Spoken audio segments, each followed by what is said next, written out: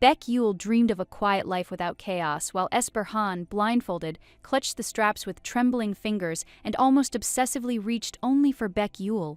Yul's red locks trembled with panic as the name of the dangerous Han Li-hyun appeared nearby with a frightening power. Behind the soft pink flashes, there was a cold man who controlled Baek Yul and did not let go of Baek Yul. The cold department head among the blue flowers ordered Baek Yul to report every step, turning care into control.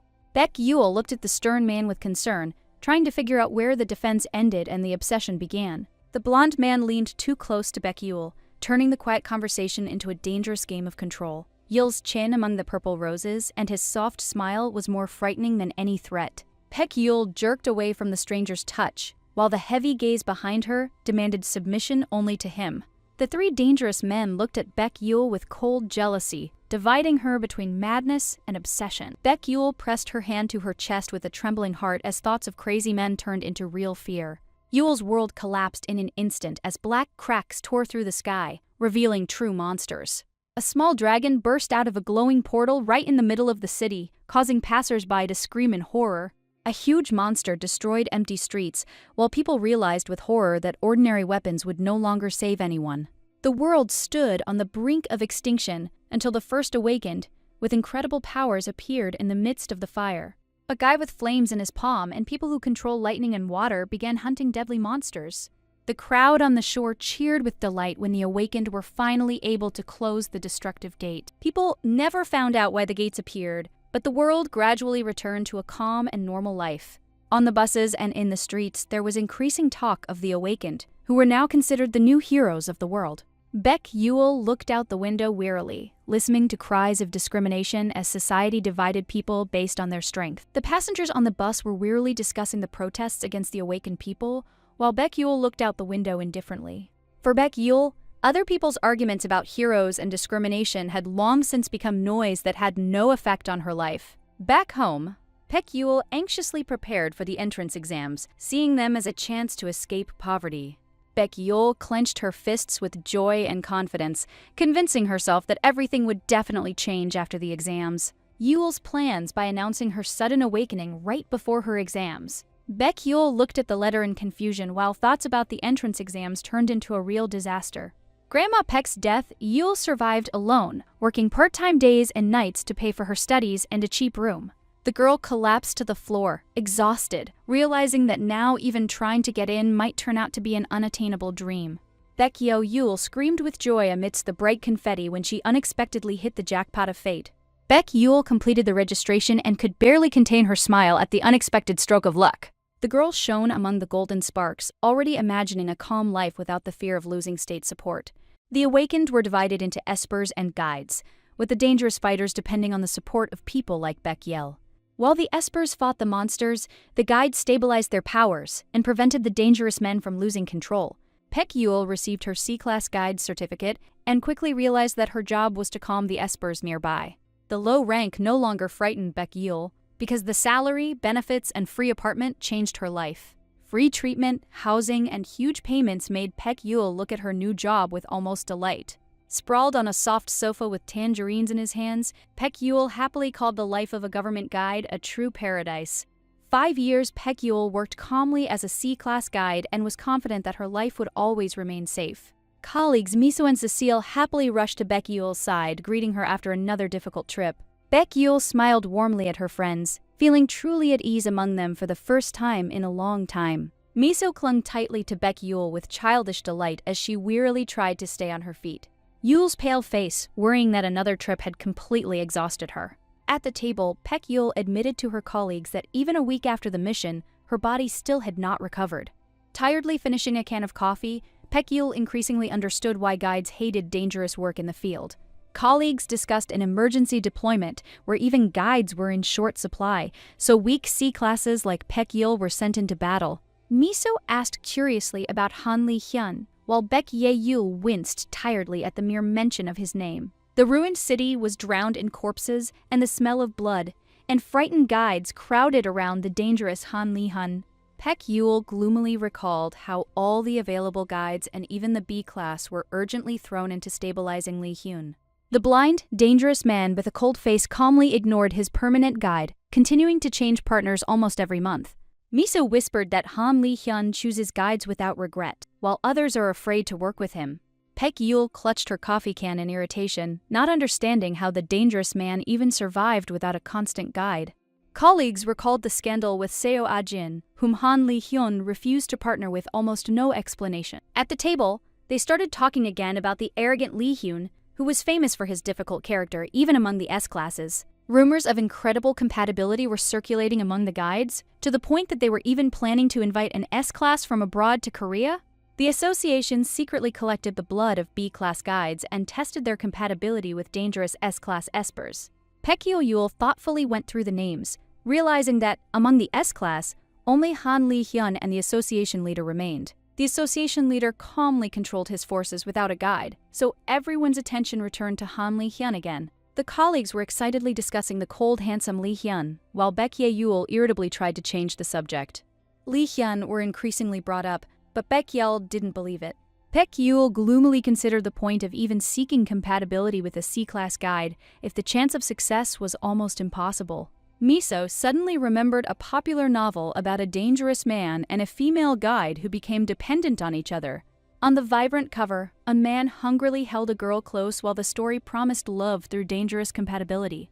Baek Yul explained to her friends with a smile that even 20% compatibility is already considered rare luck. Her colleagues teased Baek Yul and advised her to find a dangerous man who would melt her cold heart. Baek Yul theatrically asked for advice on feelings, while Miso looked on in confusion at her latest drama. Miso hugged Baek Yul tightly and promised to stay by her side forever, causing everyone at the table to burst into laughter. The cheerful conversation was abruptly interrupted when Baek Yul was unexpectedly called to an urgent meeting without the other guides. Baek Yul threw the empty can into the trash can and calmly left, confident that the conversation was again about the paperwork after leaving. For the last 5 years, Baek Yul lived a quiet and stable life, considering such a calm life her main dream. In the huge hall, the staff were preparing to calculate the compatibility percentage between the guides and the dangerous S-class espers. Han Li-hyun appeared among the bright digital panels with the icy calm of a man feared by all of Korea. Next to him stood the second S-class with a cold gaze, and the atmosphere around the two monsters became heavier with each passing second. In the huge hall next to Baek Yul stood influential people and dangerous espers on whom the fate of the country depended. The association staff nervously calculated the result, and Baek Yul froze when she saw the shocking 89%. The scientist recalculated the data in a panic over and over again, not believing that the compatibility with Han Li-hyun had grown to almost 90. Yul's world collapsed in a second as screens crackled around her, and her thoughts of a peaceful life crumbled before her eyes. Baek Yul was confused when she recalled the old tests for determining class, and did not understand where the new numbers came from. Hearing about 87%, Baek Yul panicked and decided that the association staff had simply mixed up the results. The scientist nervously waved his tablet and enthusiastically shouted about the incredible compatibility, while everyone around him was speechless. Han Li-hyun stood with icy calm as the staff officially announced his compatibility with Baek Yul. A heavy silence fell over the room, and Baek Yul looked at Li-hyun as if the world had completely gone mad. Baek Yul burst into tears when she realized that the rumors about her compatibility with the dangerous esper were true.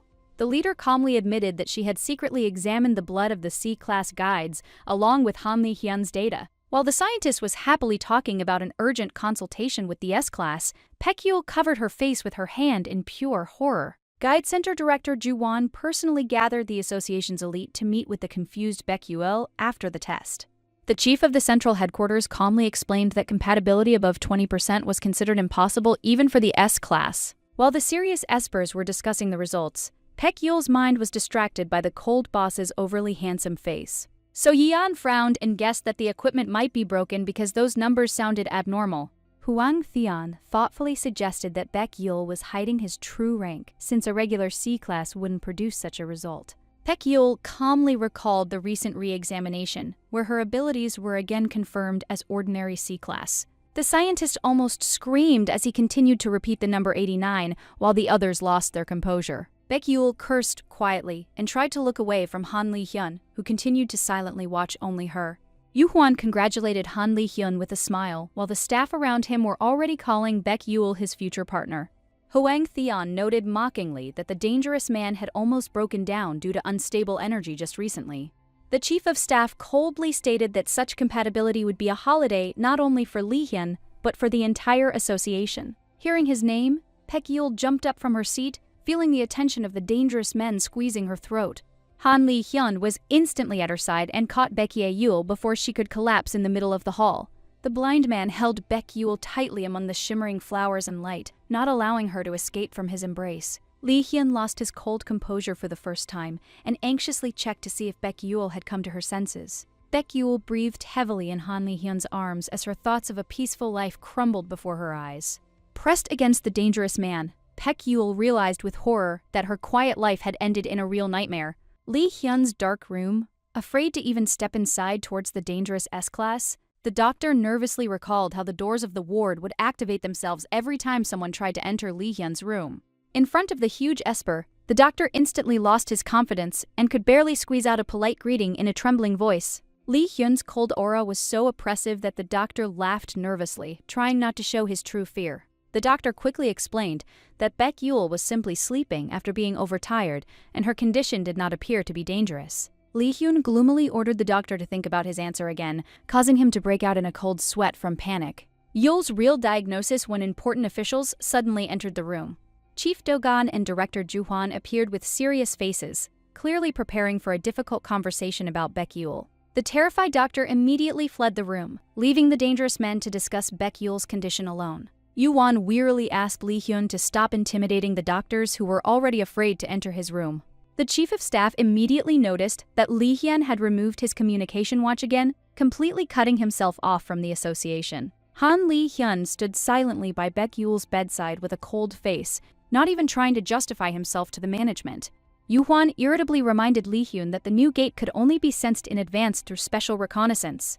Dogan quickly realized that Lee Hyun knew in advance about the opening of the dangerous second-level gate and still stayed here. Han Lee Hyun calmly admitted that he was planning to go on a mission, while the others tried to understand his strange behavior. Yu-hwan burst into tears, not understanding why the strongest S-Class was doing nothing when others could handle the gate. The chief of staff sat gloomily in his chair and reminded them that they had been unable to seal the huge gates in the west for a week. Dogan tiredly ran his hand through his hair and asked Lee Hyun point-blank if he was going to go on the mission at all. The chief's cold gaze suddenly grew heavier when he realized that Lee Hyun might refuse to leave Baek Yul. Han Lee Hyun stood silently by Baek Yul's bed, like a chained monster who couldn't leave his guide. Lee Hyun coldly ordered everyone to be informed that Baek Yul was simply sleeping after a nervous breakdown and would soon wake up. Ju-won breathed a sigh of relief next to Lee Hyun but immediately asked him to be more careful around the chief of staff. Han Lee Hyun spoke tensely about his guide, and even that short sentence caused the room to suddenly fall silent. Lee Hyun asked again about his guide with icy calm, as if he already considered Baek Yul to belong only to him. The chief of staff slowly hinted that after awakening, Baek Yul might refuse to associate his life with a dangerous Esper. The words about a possible refusal immediately made Lee Hyun tense up, while a heavy silence filled the room. Dogan patted Lee Hyun on the shoulder and reminded him that the association had high hopes for their compatibility. The chief's cold gaze darkened as he ordered Lee Hyun to stop acting like a jealous child. Under the bandage, Han Lee Hyun's face twisted in irritation as the dangerous Esper silently held back his outburst of emotion. Ju-won quietly coaxed Lee Hyun to go on a mission while the dangerous man kept his eyes on Baek Yul's bed. Before leaving, Han Lee Hyun approached the sleeping Baek Yul and promised to return quickly just for her sake. Baek Yul lay motionless under the cold light of the room, while a heavy silence remained around after the Esper left. Yul's eyes flew open as if even in her sleep, she sensed the absence of the dangerous man. Baek Yul woke up abruptly in the hospital room, gasping for air after a heavy sleep next to the dangerous Han Lee Hyun. Lee Hyun's promise to return to her came back to Baek Yul's mind, and it only made her feel more irritated. Baek Yul thought gloomily that the association was already considering her as Han Lee Hyun's personal guide, without even asking for permission. The girl jumped up on the bed and furiously declared that she would never agree to become a partner of a dangerous S-Class. A loud knock on the door made Baek Yul jump in fear as someone rushed down the hallway straight towards the ward. Miso rushed inside with a panicked scream, as if she had aged from worrying about Baek Yul during this week. Miso clings to Baek Yul in tears and furiously complains that Han Lee Hyun has forbidden her from visiting her friend. Baek Yul was confused and tried to understand why Lee Hyun suddenly started guarding her as if she belonged only to him. After hearing about a whole week of unconsciousness, Baek Yul suddenly turned pale and couldn't believe the time she had lost. Miso nervously recounted rumors about Lee Hyun's mysterious guide from the intensive care unit, while Baek Yul silently clutched her head.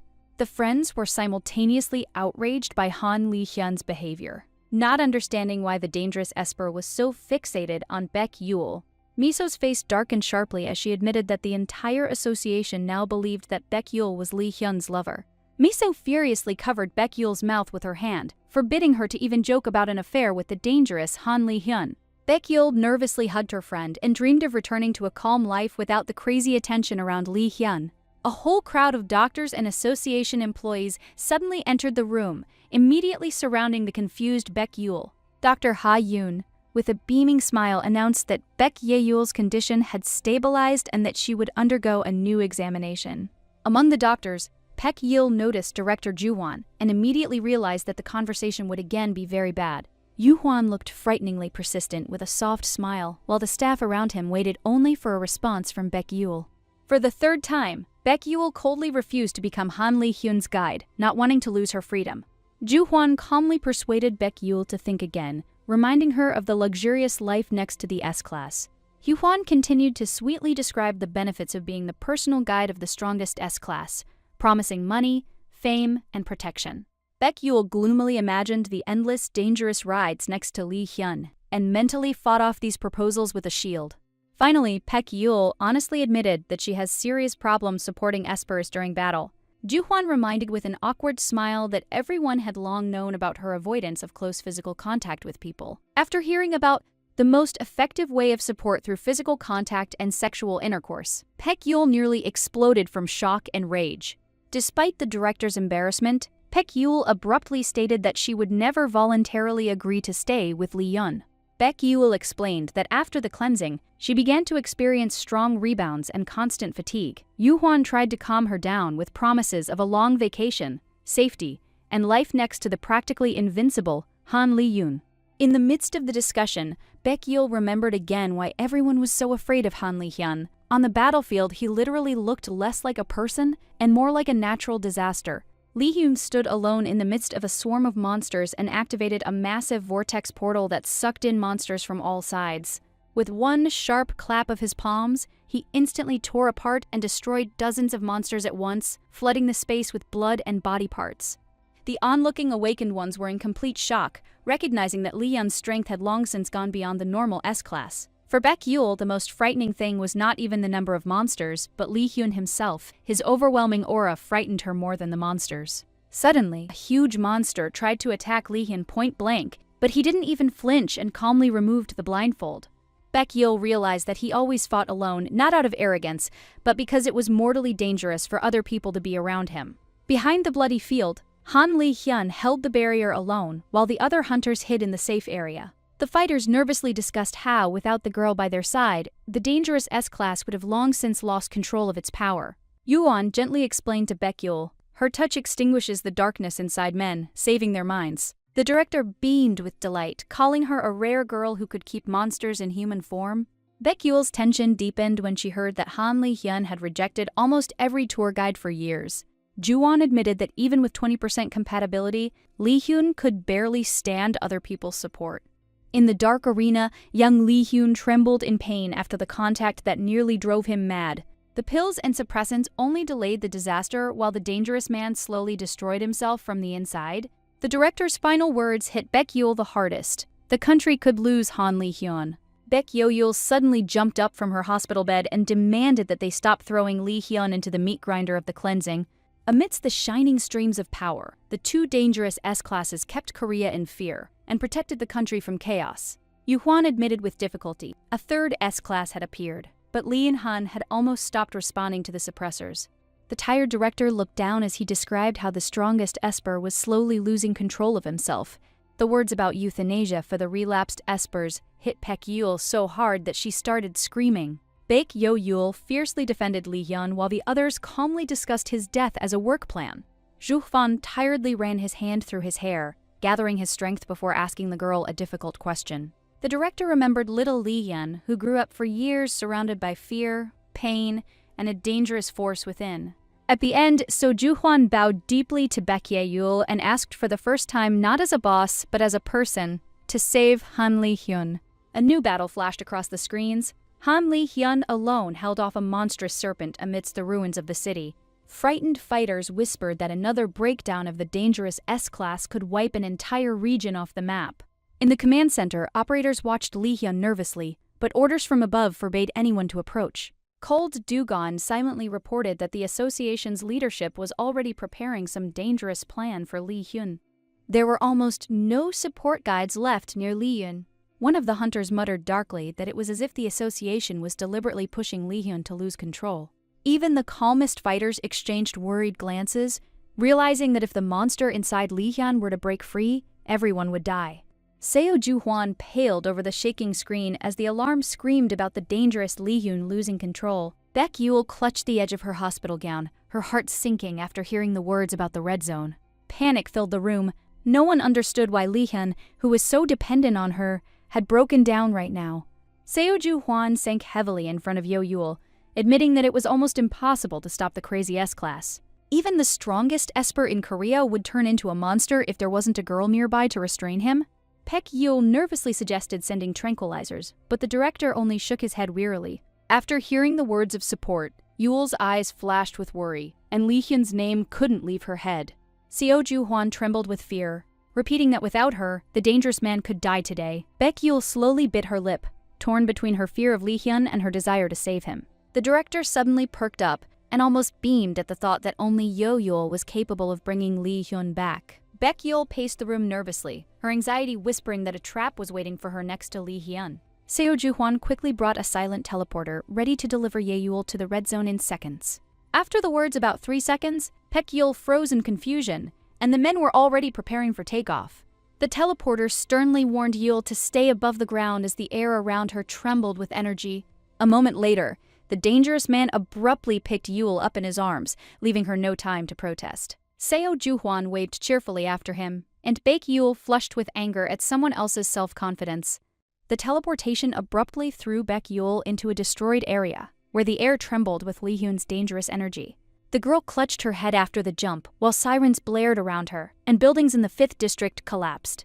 Baek Yul sat up abruptly in the smoke, ignoring the screams of the teleporter and her own growing fear. Amidst the empty streets, Yul chuckled nervously, realizing that she was walking alone towards a crazy, dangerous man.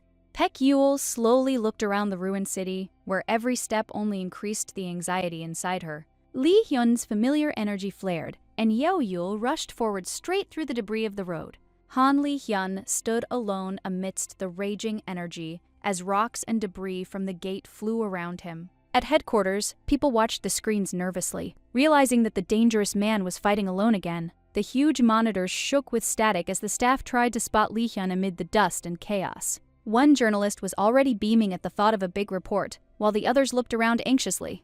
The reporter's colleagues sharply reprimanded him, reminding him that the crazy Li-hyun could still lose control. After Chief Dogon's order, a heavy silence fell over the room, and the cameras continued to shake. Baek Yul stood frozen at the shining barrier as the people at headquarters watched her approach Li-hyun with concern. Amidst the floating rocks, Yul stepped forward tensely, ignoring the dangerous energy of the madman. Han Li-hyun slowly turned his head towards the familiar voice, while the destructive force continued to roar around him. Baek Yul introduced herself with a trembling voice, trying to calm the dangerous man with her support. The girl took a deep breath and moved decisively closer to Li-hyun, while the air around her crackled with energy. Baek Yul walked slowly through the raging energy until the road to the dangerous Li-hyun suddenly cleared. Han Li-hyun stood motionless among the shining debris, his unstable power gradually subsiding next to Yul. Baek Yul took a deep breath and forced herself to forget her fear, remembering the terrifying words about euthanasia. The girl looked up at Li-hyun and resolutely began to support him, while the air trembled with tension. In the golden glow, Li-hyun suddenly grabbed Yahello's hand, and the energy around him flared up even more. From just one touch, Baek Yul trembled, feeling the man's dangerous power pass through her body. Baek Yul trembled from the flow of energy and carefully asked Li-hyun not to lose control prematurely.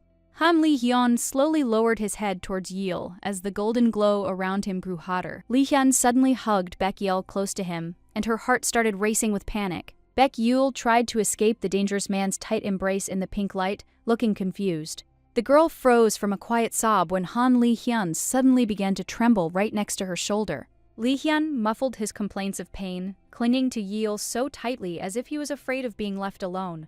Baek-yeol shyly stroked the dangerous Esper's back, trying to calm his raging power. Baek-yeol gently held Li-hyun close as golden energy flowed wildly out of his body. The weakness was getting stronger and stronger in Baek-yeol, and Han Li-hyun continued to hold her too close. Yeol sneaked a look at Li-hyun's cold face and caught herself thinking dangerously warm thoughts.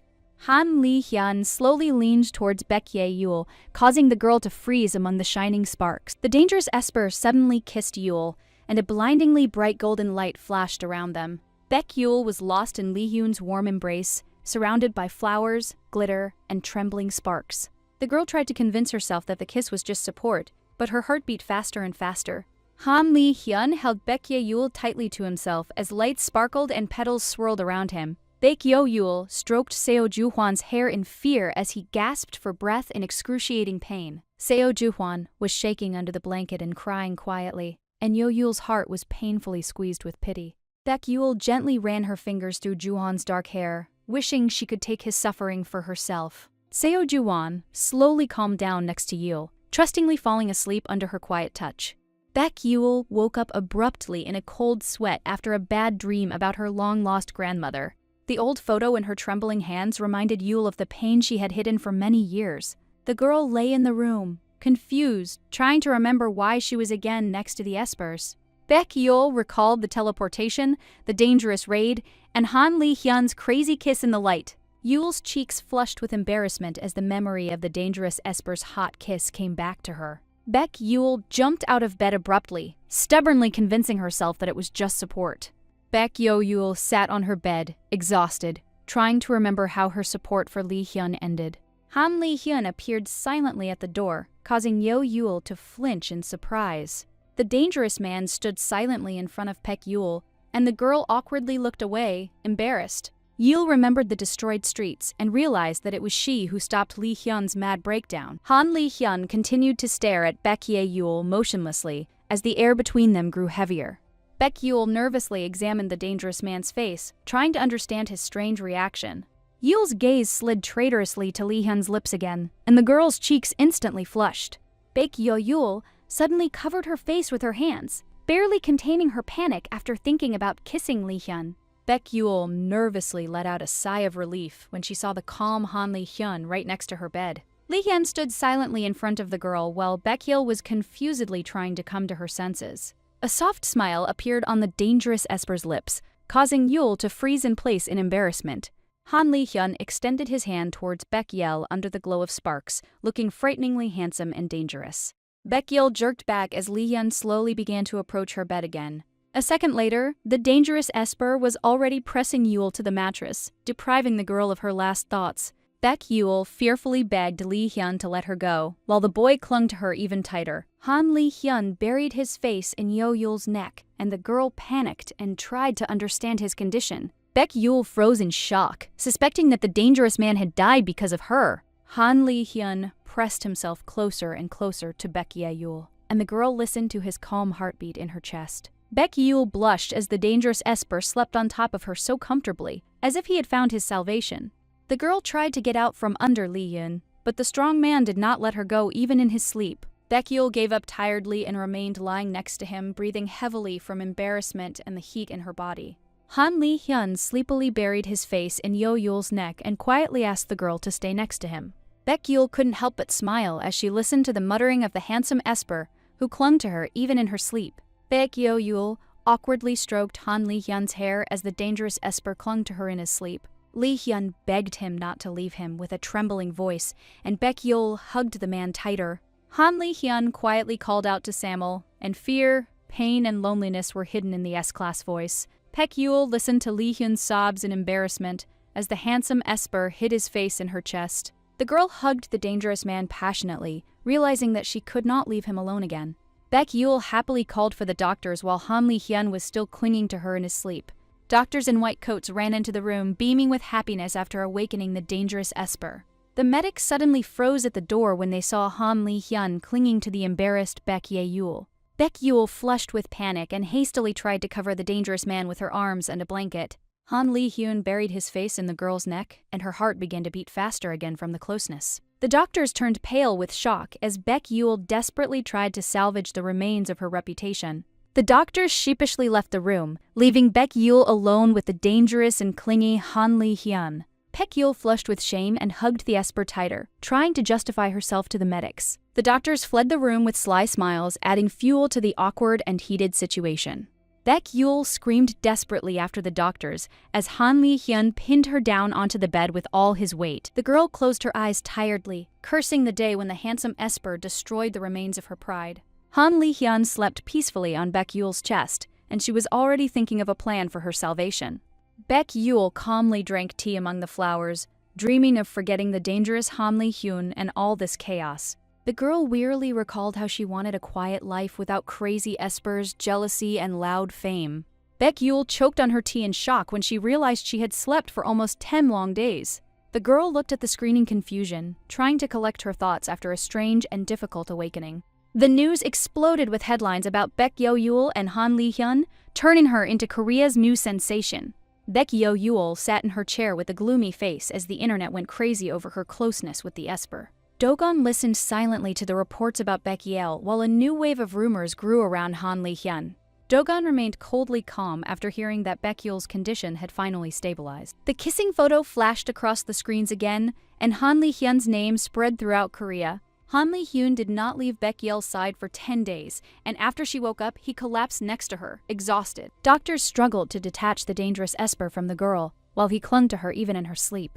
Seo Ju-hwan let out a heavy sigh, realizing how insane Han Li-hyun's addiction to Baek Yul had become.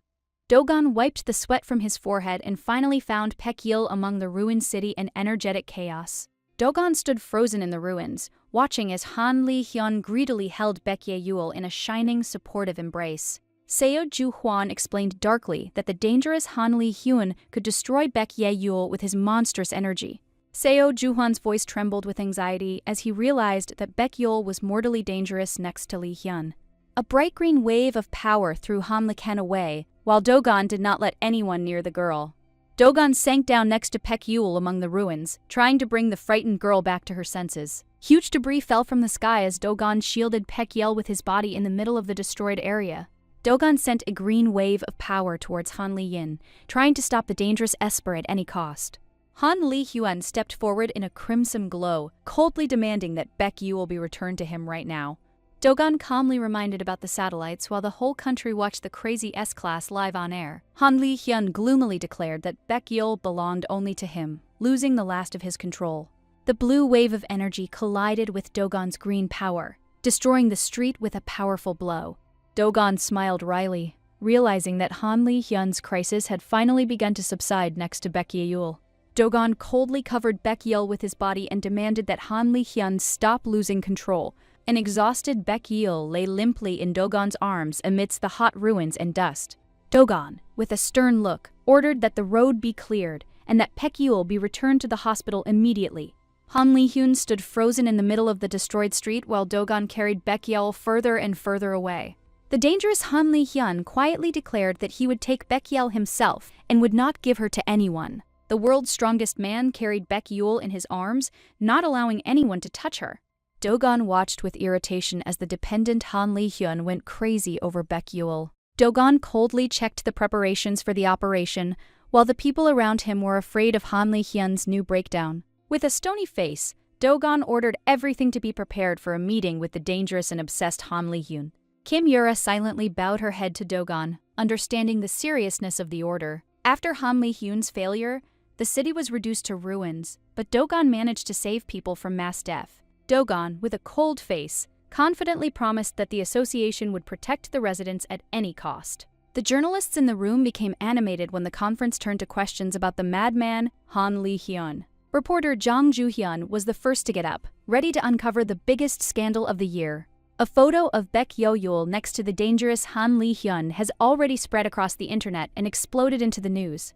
The journalists' attention immediately switched to Baek Yul, who managed to stop the dangerous monster. Dogon calmly stated that Baek would soon Yul will become a personal person that Han Li-hyun will not let go of. Reporters bombarded Dogon with questions about Baekyo Yul, the hidden girl next to the dangerous Han Li-hyun. Dogon listened silently to the noisy hall while journalists demanded to know the identity of Han Li-hyun's girlfriend. The excited reporters looked at each other, sensing a huge scandal surrounding the possessed Esper. Dogon coldly cut off the questions and reminded them that information about Baekyo was still classified. The disgruntled audience grew even louder when Dogon refused to reveal details about Baekyo. Baekyo sat alone on her hospital bed, reading the news about herself and Han Li-hyun. The girl wearily clutched her head while the whole world discussed her connection with an insanely dangerous man. The fair-haired Kim Yura entered Baekyul's room with orders to personally deliver her to Dogon. Baekyul's head snapped up when she heard Dogon's name and realized the seriousness of the situation. Kim Yura calmly introduced herself as the secretary of the central headquarters and immediately got down to business. Tired Baekyo became tense because after meeting Han Li-hyun, the surroundings became too dangerous. Kim Yura coldly informed him that Dogon personally demanded that Baekyo be brought to him immediately. The whole country admired Dogon, a dangerous man whom people called a living legend. Baekyo clenched her hands in anxiety as her intuition screamed about another dangerous encounter with Dogon. Baekyo smiled tensely, hoping to quietly disappear home away from the dangerous Dogon. Cold Kim Yura quickly led the girl down the empty corridor, not giving her time to change her mind. A huge crowd roared outside the hospital, and Baekyo crouched in fear against the car seat. Kim Yura calmly explained that the reporters were hunting for the girl who saved Han Li-hyun. Baekyo turned confusedly toward the underground parking lot while security held back the frantic journalists. In the car, Kim Yura confidently gripped the steering wheel and reminded everyone that everyone was currently looking for Han Li-hyun. Baekyo tiredly held her head and convinced herself to stay away from the dangerous Dogon. The white car sped along the empty highway while the girl made plans to quietly disappear. Baekyo smiled dreamily, imagining England and a quiet life without crazy men. Kim Yura turned the steering wheel sharply, and a tense voice instantly destroyed the calm ride. A terrified Baekyo clutched her seatbelt as the car screeched away from the impact on the highway. Kim Yura coldly gripped the steering wheel and ordered to be patient, continuing the mad race along the road. A black car flashed in the mirror, and Baek's heart, Yul's stomach sank with a bad feeling. Baek looked exhausted after the race, and her anxiety only grew before the dangerous Dogon. Dogon calmly invited the girl to sit next to him, while the guards tensely watched his every movement. Baek froze in confusion as Dogon's cold gaze landed directly on her face. Dogon dryly reported a full recovery, but he himself carefully studied the pale Baek. The girl mentally complained about the terrible day that had drained the last of her strength and nerves. Dogon asked to wait, and Kim Yura quickly retreated, leaving them alone in silence. Baek watched the men nervously as the heavy atmosphere grew heavier and heavier. The cold Dogon looked too handsome, and Baek looked away in annoyance and embarrassment. The girl smiled weakly when Dogon unexpectedly handed her a soft pillow to rest on. Dangerous Dogon calmly moved the pillow closer, and Baek flushed with confusion from such concern. The girl happily hugged the pillow to her chest, while thoughts of the cold Dogon drove her crazy. Dogon confidently began the conversation, and Baek could barely hide her delight next to the dangerous handsome man. Dogon's cold voice announced the new position, and Baek instantly tensed up in shock. Dogon transferred the girl directly to himself, making Baek the personal assistant of the most dangerous man. Baek clutched her cup gloomily, realizing that her peaceful life would definitely end next to Dogon. The girl coldly asked for consent, and Kim Yura exchanged anxious glances with the silent Dogon. Dogon openly admitted that he was counting only on her, not wanting to let Baek go to others. Baek abruptly refused to become the girl who calms down the dangerous and dependent Dogon. Dogon calmly held his cup of coffee, while Baek nervously tried to argue with the most dangerous man. Cold Dogon explained that the organization relies on people like the dependent Han Li-hyun. Baek flushed with panic, reminding everyone that she was an ordinary girl of too low rank. The girl started talking hastily about doctors, hoping to escape from the dangerous work next to Dogon. Dogon coldly asked about the prohibitions, and Baek tensed under his attentive gaze. The dangerous man has already collected all of Baek's files, revealing her past and old trauma. Baek turned pale as Dogon calmly discussed her life as if he had been following her for a long time. Dogon's cold voice reminded her of the family's tragedy, and the girl clutched the hot mug in confusion. Baek blinked in fear as the conversation abruptly turned to Dogon's frighteningly calm silence. Dogon stated outright that Peck's past Yul is too boring for a girl with such compatibility. Baek Yul smiled tightly, hiding her irritation at the dangerous man who didn't want to let her go. Dogon tiredly leafed through the reports, irritated by the reporters who were once again hunting for high-profile drama. The cold man reminded Baek Yul that even saving Lee Hyun would not protect her from other people's attacks. Baek Yul tensed up as Dogon calmly analyzed the chaos surrounding Han Lee Hyun's dangerous breakdown. Dogon directly admitted that the girl had perfectly contained the monster, which no one could control anymore. Baek Yul listened somberly as she was suddenly turned into the main symbol of a high-profile incident. Dark silhouettes discussed the association's failure, accusing the leadership of weakness in the face of dangerous espers. Baek Yul reminded Dogon with a trembling voice that Han Lee Hyun had personally gotten involved in a life-threatening operation. Dogon coldly justified the order, hiding the truth from the dangerous man who was losing control without her. Baek Yul jumped up abruptly as the air in the room grew tense with anger, fear, and heavy pressure. The girl fiercely defended Lee Hyun, because without her support, the S-class monster could have died right there. Baek Yul nervously crossed her arms as Dogon confidently laid out the details of the dangerous operation on the shelves. The cold man admitted that the entire plan was calculated in advance in order to save the unstable Han Lee Hyun. In the dark laboratory, scientists confirmed that only Baek Yul's support kept the dangerous esper from breaking down. The glowing documents proved that Lee Hyun's addiction grew along with their frightening compatibility. Dogon sent people after Baek Yul in advance, while a trap for the S-class monster was already being prepared around him. Even kept the teleporter nearby, since if Lee Hyun lost control, he could destroy everything around him in minutes. Baek Yul spread her hands in confusion, trying to understand how Dogon had calculated her actions so accurately. The girl froze with a pale face when she realized how long she had been watched. Baek Yul quietly admitted that the dangerous Lee Hyun had not slept all this time, and was only watching her. The girl lay with her eyes closed while the addicted monster did not move a single step from her bed. Han Lee Hyun eagerly caught every move of Baek Yul, completely forgetting about the people around him. Baek Yul nervously sipped her coffee, hiding her embarrassment after being too closely watched by the dangerous man. The girl gloomily decided that everything around her was already developing according to someone else's harsh scenario without her.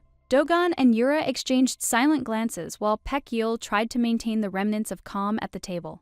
Cold Dogon mockingly suggested that Baek Yul take his place if she didn't like his methods. The girl froze in shock, not understanding why this dangerous man was even saying such a thing. Dogon lazily returned to the conversation and ordered Baek Yul to stay closer for her own protection. Baek Yul clenched her fingers in anxiety, realizing that her peaceful life was rapidly slipping away from her hands. The girl looked tiredly into the darkness, while Dogon continued to press with orders and cold control. Yura calmly conveyed all of Dogon's questions to Baek Yul and was the first to leave the tense negotiation room.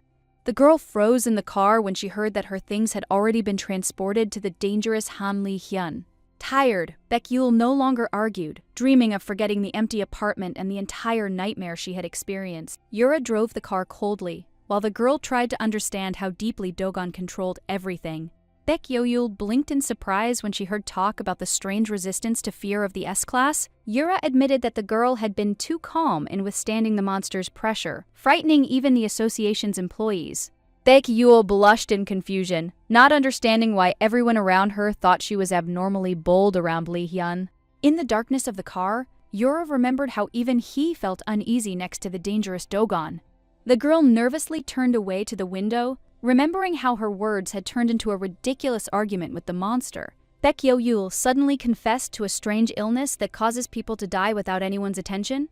The white car sped along the empty road as the girl spoke bitterly about life amidst hatred.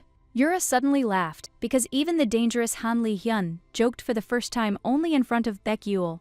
Baek Yul looked around the luxurious house where the dangerous and dependent Han Lee Hyun was hiding with concern. Kim Yura calmly explained that the S-class monster had long been hidden away from prying eyes. The girl awkwardly agreed, while the silence around the house became more and more heavy and disturbing. The door swung open, causing Baek Yul and Kim Yura to look at each other warily at the unexpected noise.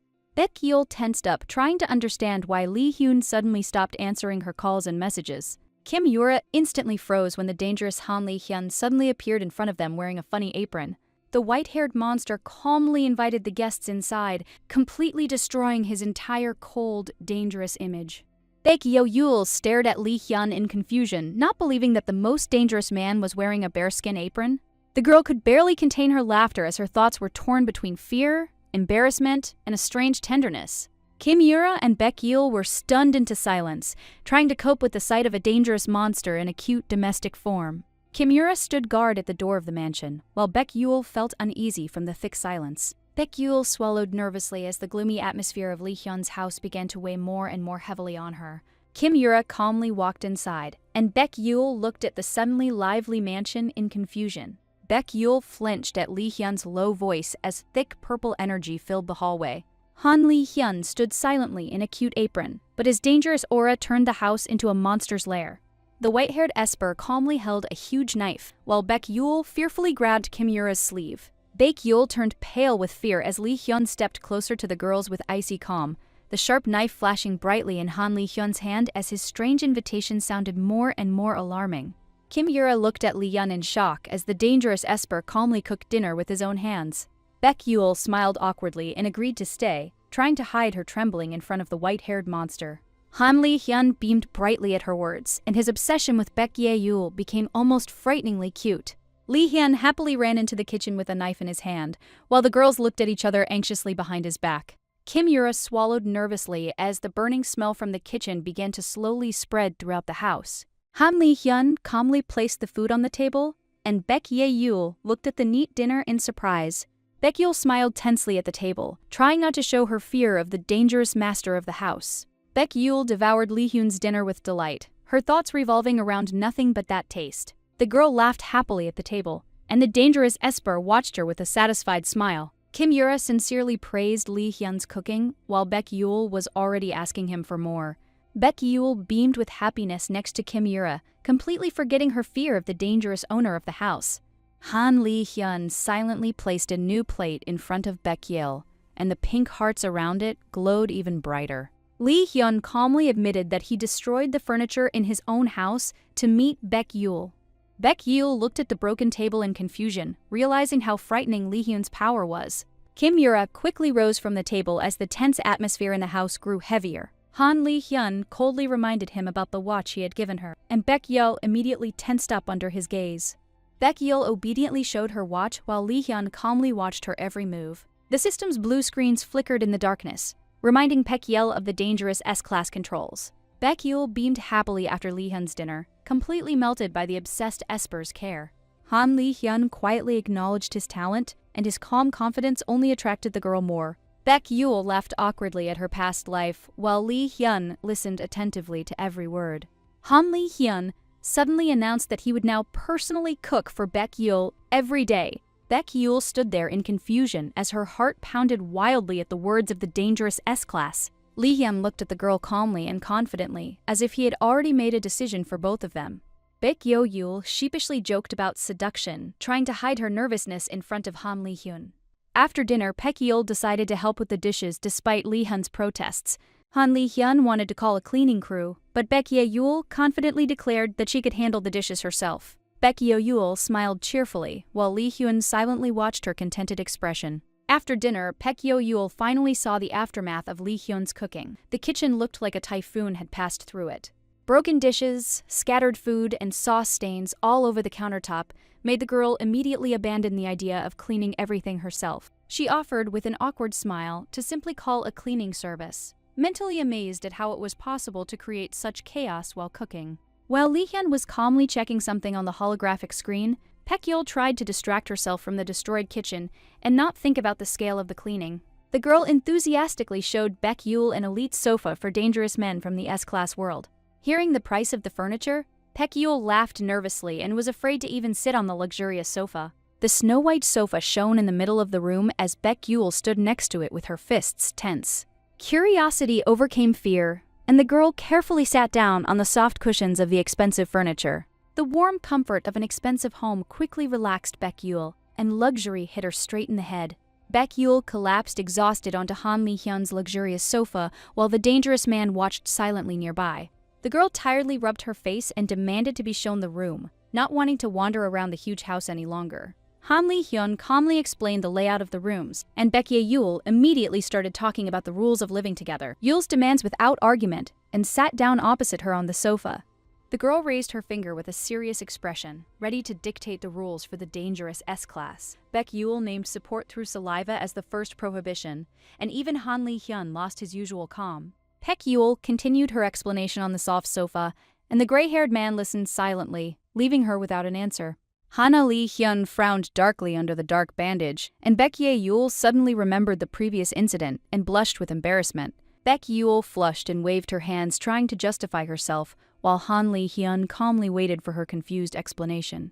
Amidst the flying debris, Baek Yul was reminded of the previous crisis when Han Li-hyun, who had lost control, clung only to her. A scene from the past flashed with a bright light. Han Li-hyun hugged Baek Yul tightly to himself, saving himself from madness. As Baek Yul sheepishly denied the special connection, Han Li-hyun turned to her with noticeable interest and warmth. A slight smile touched Han Li-hyun's face, and his joy at what he heard became all too obvious. Baek Yul froze with a confused look, not understanding why Han Li-hyun had become so cheerful so quickly after her words. Baek Yul summed it up sternly and suggested keeping communication to a minimum while maintaining a safe distance. On the light sofa, Baek Yul clarified the new rules, and Han Li-hyun carefully hung on her every word. Han Li-hyun slowly extended his hand forward, and Baek Yul was taken aback by his unexpected submissiveness.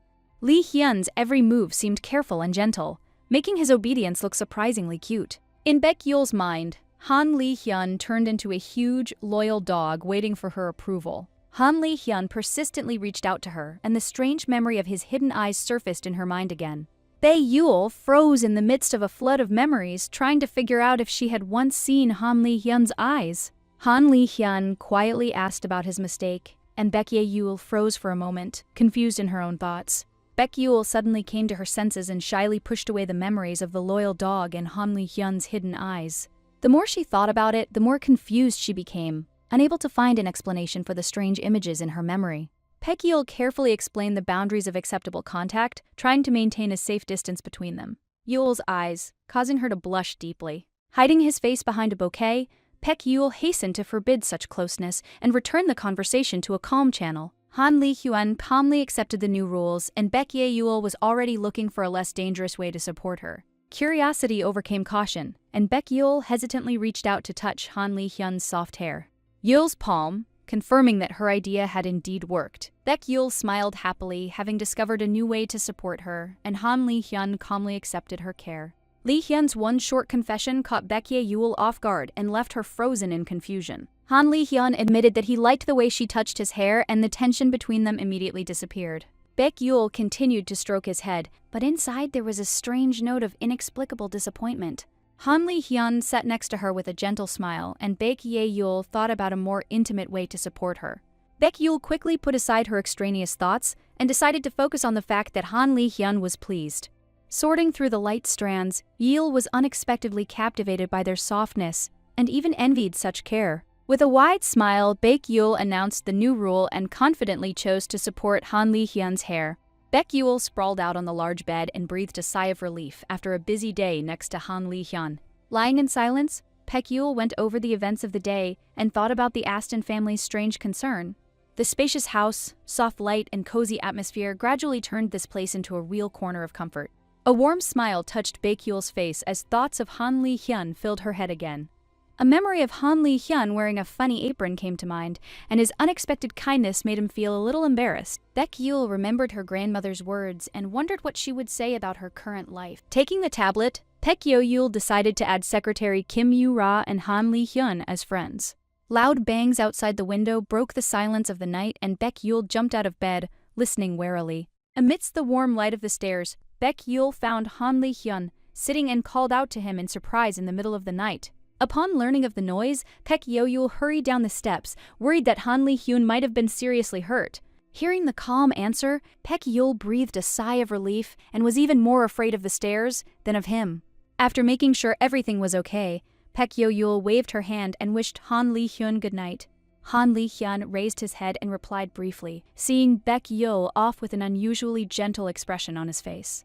Before leaving, Han Li-hyun sent a friend request, and his mood noticeably improved at the thought. In Han Li-hyun's imagination, the word friends shone brighter than the stars, turning into a real reason for happiness. Dogon straightened his tie and a week later inquired about Baek Yul's progress. While Kim Yura listened attentively nearby, Kim Yura reported good news. Baek Yul quickly got used to it, and her frequent sighs aroused Dogon's noticeable interest. Kim Yura praised Han Lian's efforts with a slight smile, and Dogon nodded approvingly in response.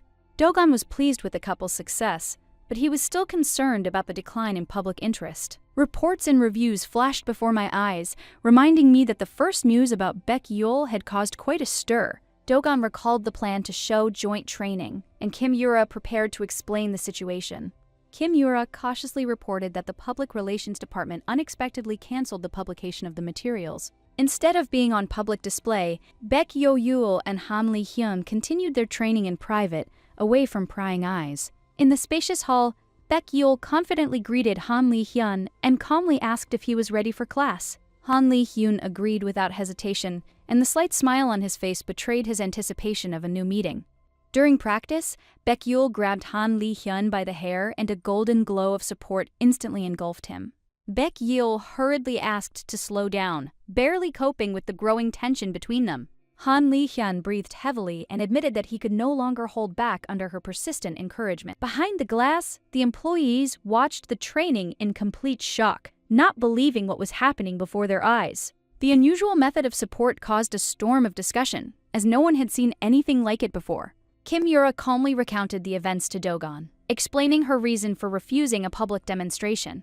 Even after being persuaded, Baek Yul only agreed when she heard Han Li-hyun's particularly polite requests. The young employee smiled and recalled that the S-class had bowed obediently before the C-class, surprising absolutely everyone. Dogon calmly admitted that Baek Yul's boldness next to the S-class looks both bold and truly unusual. Kim Yura watched Dogon's rare smile in surprise, and then reminded him of Baek Yul's questionnaire.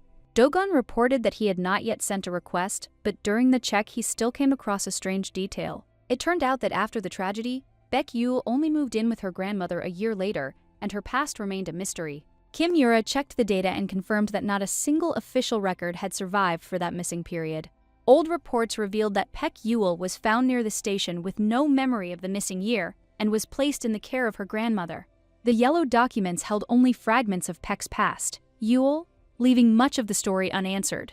Dogon summed it up gloomily. Baek Yul disappeared for a whole year and then returned, having completely lost her memory of that time. The image of the destroyed fourth zone appeared before my eyes, reminding me of the bloody rift 15 years ago.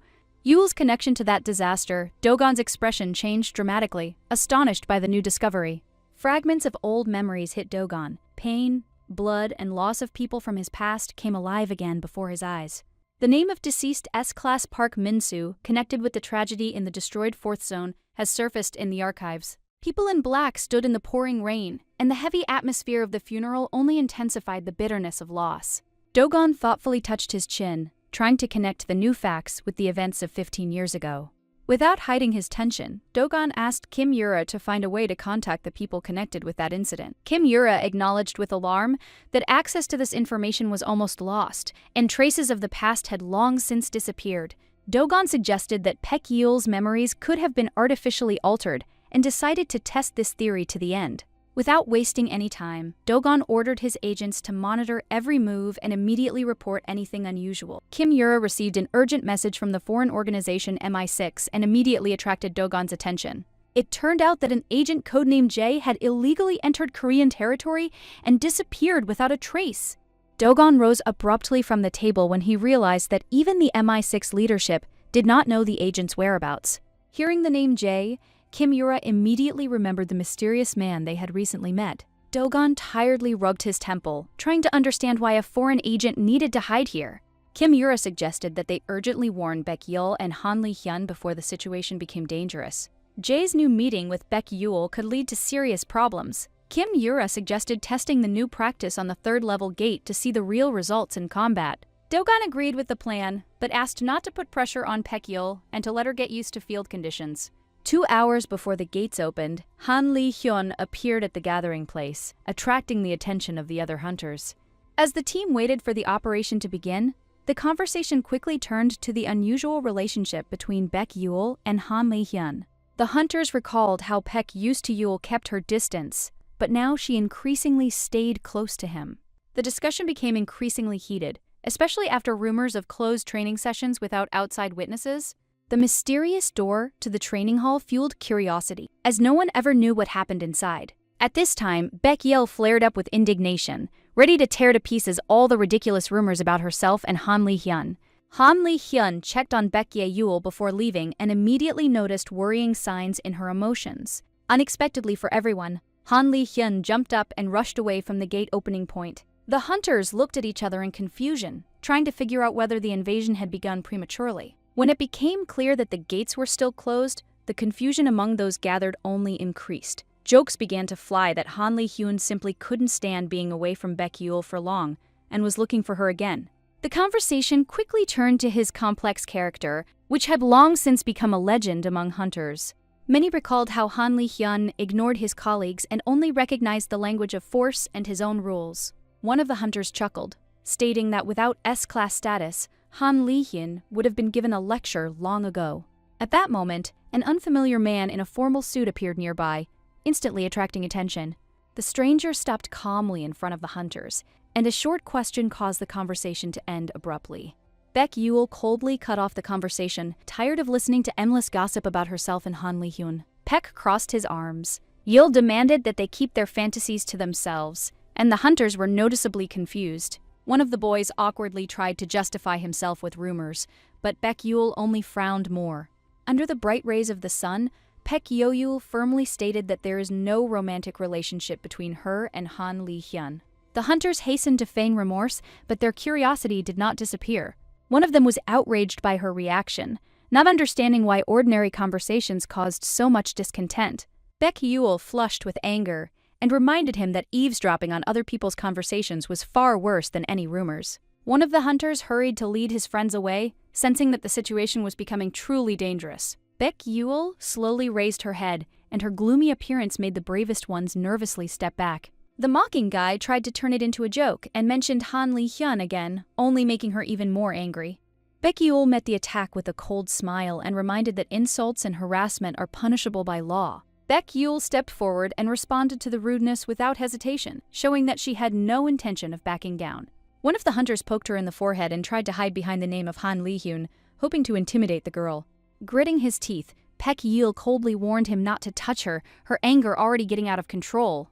The hunter confidently reminded them of the rules for protecting guides, confident that he would remain unpunished. The boys mockingly declared that they weren't afraid even of Han Li-hyun, and Yahello barely contained her irritation.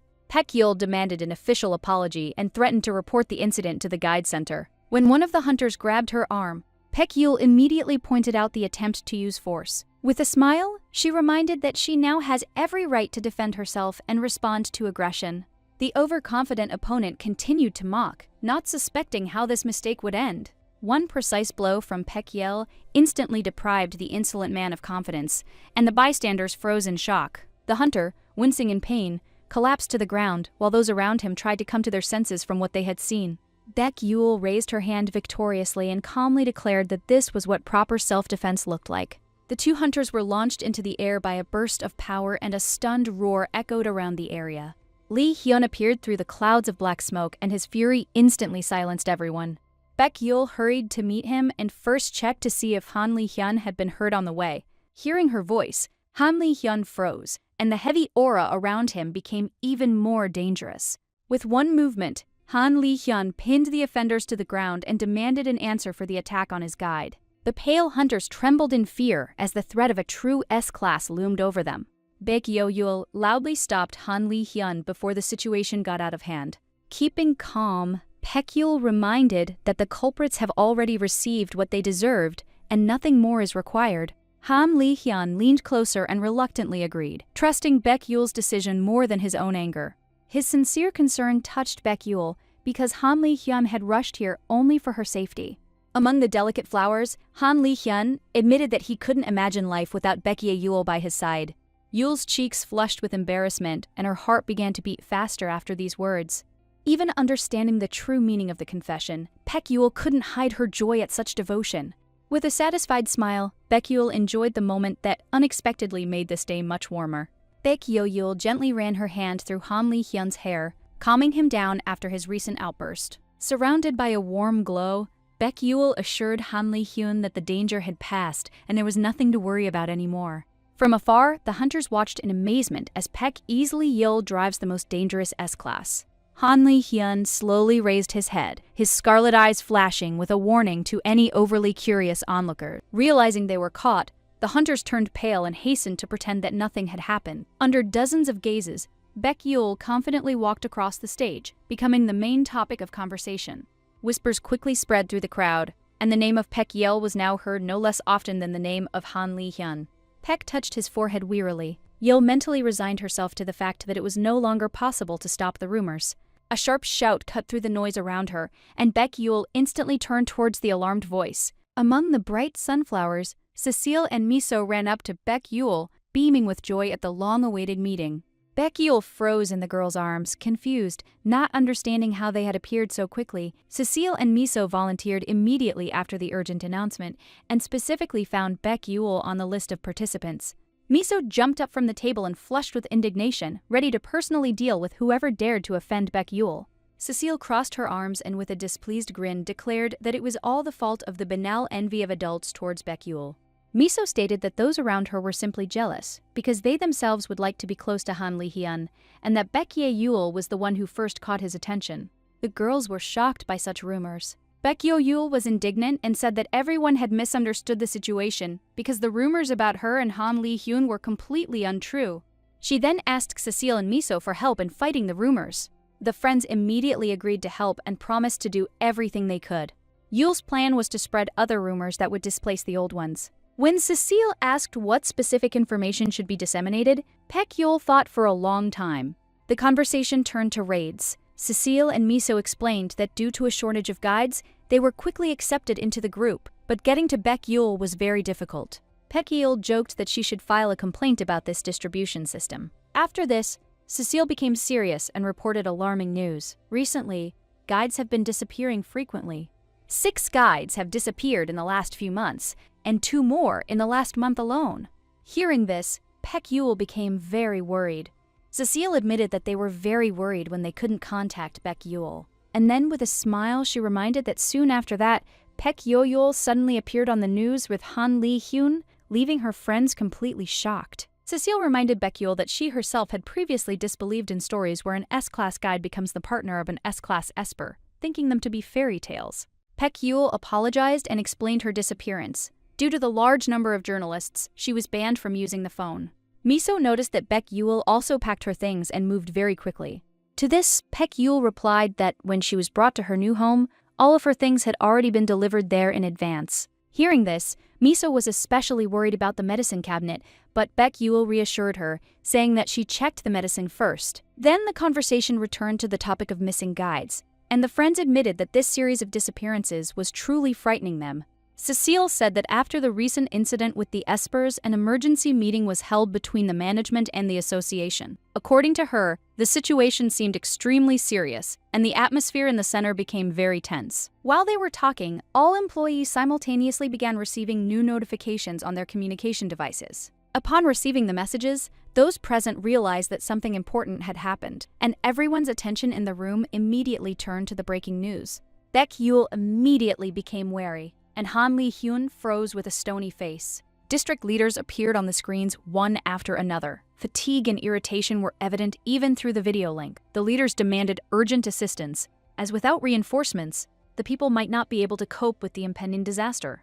The spacious conference room filled with heavy tension. Everyone tried to protect their district and their subordinates. Dogon sat at the head of the long table and calmly listened to the stream of complaints, not giving in to the general chaos. So Ju-hwan admitted with some difficulty that the center is experiencing a crisis. There are fewer and fewer girls capable of calming down dangerous men. Dogon frowned and thought, hearing that there had always been few girls capable of calming down dangerous men, but now there were almost none left. In a bright office, So Ju-hwan explained that there are plenty of candidates across the country, but only a few are entering the system, and the crisis continues to escalate. When asked about the time frame, So Ju-hwan calmly replied that the crisis had been going on for 2 years and was continuing to gain momentum.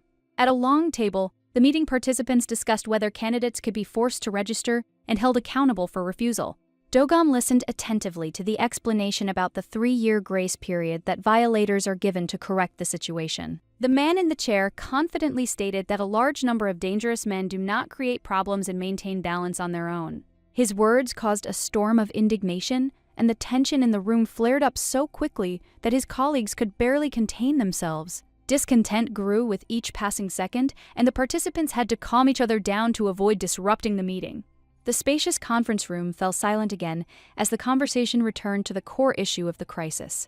Dogon coldly stated that everyone present bore some responsibility for the growing crisis and could no longer turn a blind eye to it. One participant pointedly pointed out that dangerous men are increasingly losing control without warning, putting others at risk. The atmosphere in the room grew even more tense when they started talking about the fear of ordinary people in the face of new outbreaks of power. Dogon tried to calm the crowd, explaining that the investigation was ongoing with the police and would take time. His words were met with a wave of indignation, and the spacious meeting room was instantly filled with dissatisfied cries. The woman with a heavy gaze sharply objected, demanding that all awakened ones be immediately taken under control and the chaos stopped. At the round table, participants discussed the political scandal, while the association's name was increasingly mentioned among the accusations. The bright hall filled with tension when they started talking about the party leader who openly spoke out against the organization. The blonde man, with a slight grin, reminded that even the most influential people in the country are wary of the association. The woman with short hair sarcastically compared this path to the road from show business straight to the presidential chair. Dogon calmly explained that it is not the abilities that frighten people, but the incompetent owners of dangerous power. So Ju-hwan turned the conversation to finding solutions, reminding them that the previous crisis had already been brought under control. One by one, the participants supported the idea of action, realizing that retreating under pressure was no longer an option. The head of the first rescue team reported that the police only make promises and hardly share the results. Under the golden light of the lamps, Dogon proposed strengthening the girls' protection and increasing the supply of necessary medications. As the meeting was about to move on, a sharp statement about a suspicious incident made Dogon wary. After the loud announcement, Dogon leaned forward, and the entire room focused its attention on the unexpected version of what was happening. Purple lights flashed on the screen as the presenter explained that a simple loss of control looked too suspicious here. After reviewing the reports, she found that the male victims had received support before the incidents and were not left without help. Dogon's face became more serious as new facts began to destroy the usual explanation for all the breakdowns. There was a commotion among the participants, and several people immediately demanded that data from other regions be verified. A blonde man from the first district recalled a similar case, where a dangerous man lost control shortly after taking the drug. More and more coincidences surfaced, and those gathered promised to immediately sort out the strange pattern. Looking at the chain of facts, Dogon realized that the disparate details added up to one disturbing picture. One of the leaders cautiously admitted that there is no direct evidence yet, but the shortage of girls is increasingly surfacing alongside dangerous incidents. Dogon quickly took control of the situation and ordered all regions to urgently collect data on every such case. In a warmly lit room, So Ju-hwan received a new assignment to convince capable girls to officially join the system. Blue holograms flashed above the table as Dogon unexpectedly called the head of one of the departments. The tense silence was broken by disturbing news. A girl named Pek Yen disappeared without a trace. Meanwhile, there was a commotion at the gates that had opened in the Good Thin Mountains, and Yun's battle group was already preparing to leave. Despite the lack of urgent calls, the squad decided to advance closer to the danger zone and assess the situation. Amidst the jokes and smiles, the girls unanimously admired the Esper Han Lee Hyun, who was considered the real star of the team. As a child, Yuna was embarrassed by her grandmother's loud praise, who proudly showed everyone her perfect results. Only years later did the girl realize how much happiness was hidden in the sincere smile of her loved one. A red bus stopped at the shining gates, and teams and observers were already gathering around it. Under the bright sky, the girls looked at the portal with interest, finding themselves so close to the danger zone for the first time. Blue lightning flashed along the edges of the gate as the participants discussed the upcoming cleanup and tried not to worry. A fighter approached the team and asked them to wait for the guide, Yahello and the Esper Han Lee Hyun, who were supposed to arrive later. Hearing the name Han Lee Hyun, one of the girls noticeably perked up and was already dreaming of the long-awaited meeting. With a satisfied smile, she opened the data on the holographic screen, preparing for another support training session.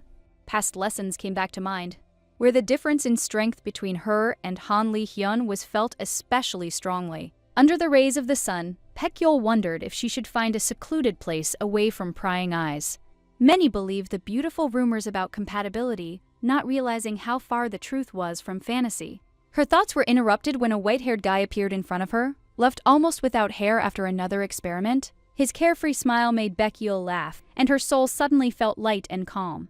The man's shining back of the head looked so ridiculous that the girl could hardly contain her laughter. However, after just a moment, Baekhyul recoiled in fear, imagining that at this rate he might remain bald forever. Baekhyul looked thoughtfully at her palm, thinking about her future meeting with Han Li-hyun and the upcoming support. The calm was interrupted by an alarm signal. An urgent call related to Han Li-hyun came to her bracelet. The glowing screen showed alarming data. The dangerous man's vital signs were rapidly declining. Hearing the name Baekhyul, the staff rushed across the camp towards her, not hiding their panic and haste. The girl turned around sharply as the air nearby was distorted by a flash of purple energy. A dark crack opened up behind her, sucking in space and scattering purple sparks around. In front of the stunned eyes of the people, Baekhyul was lifted into the air and then pulled straight into the rift. A second later, there was no trace of the girl, and the alarming news of her disappearance through the closed gates spread throughout the area. In the center of the dungeon, the hunters surrounded the core, and golden bolts of power crashed into the swirling purple energy. Han Li-hyun was about to leave the gate when one of the fighters suddenly called out to him at the exit. The commander calmly announced that the core had been destroyed and that the group only had to wait for the miners to return. Hearing the name Baekhyul, Han Li-hyun visibly tensed up, which immediately caused a satisfied grin from his interlocutor.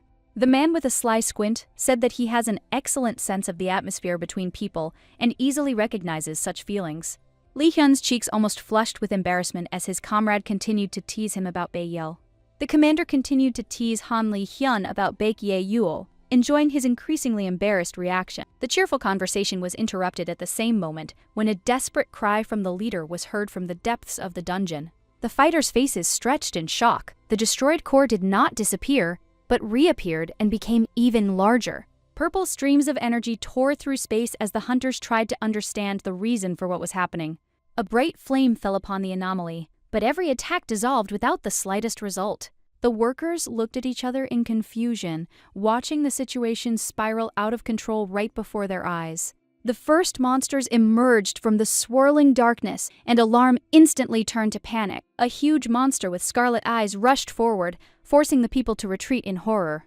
The miners began to run towards the exit as the roar of the monsters echoed throughout the dungeon. The commander thundered, ordering the miners to retreat immediately as the battle group prepared to meet the wave of monsters. Black energy swirled around Han Li-hyun, and his calm figure inspired more fear than the monsters themselves.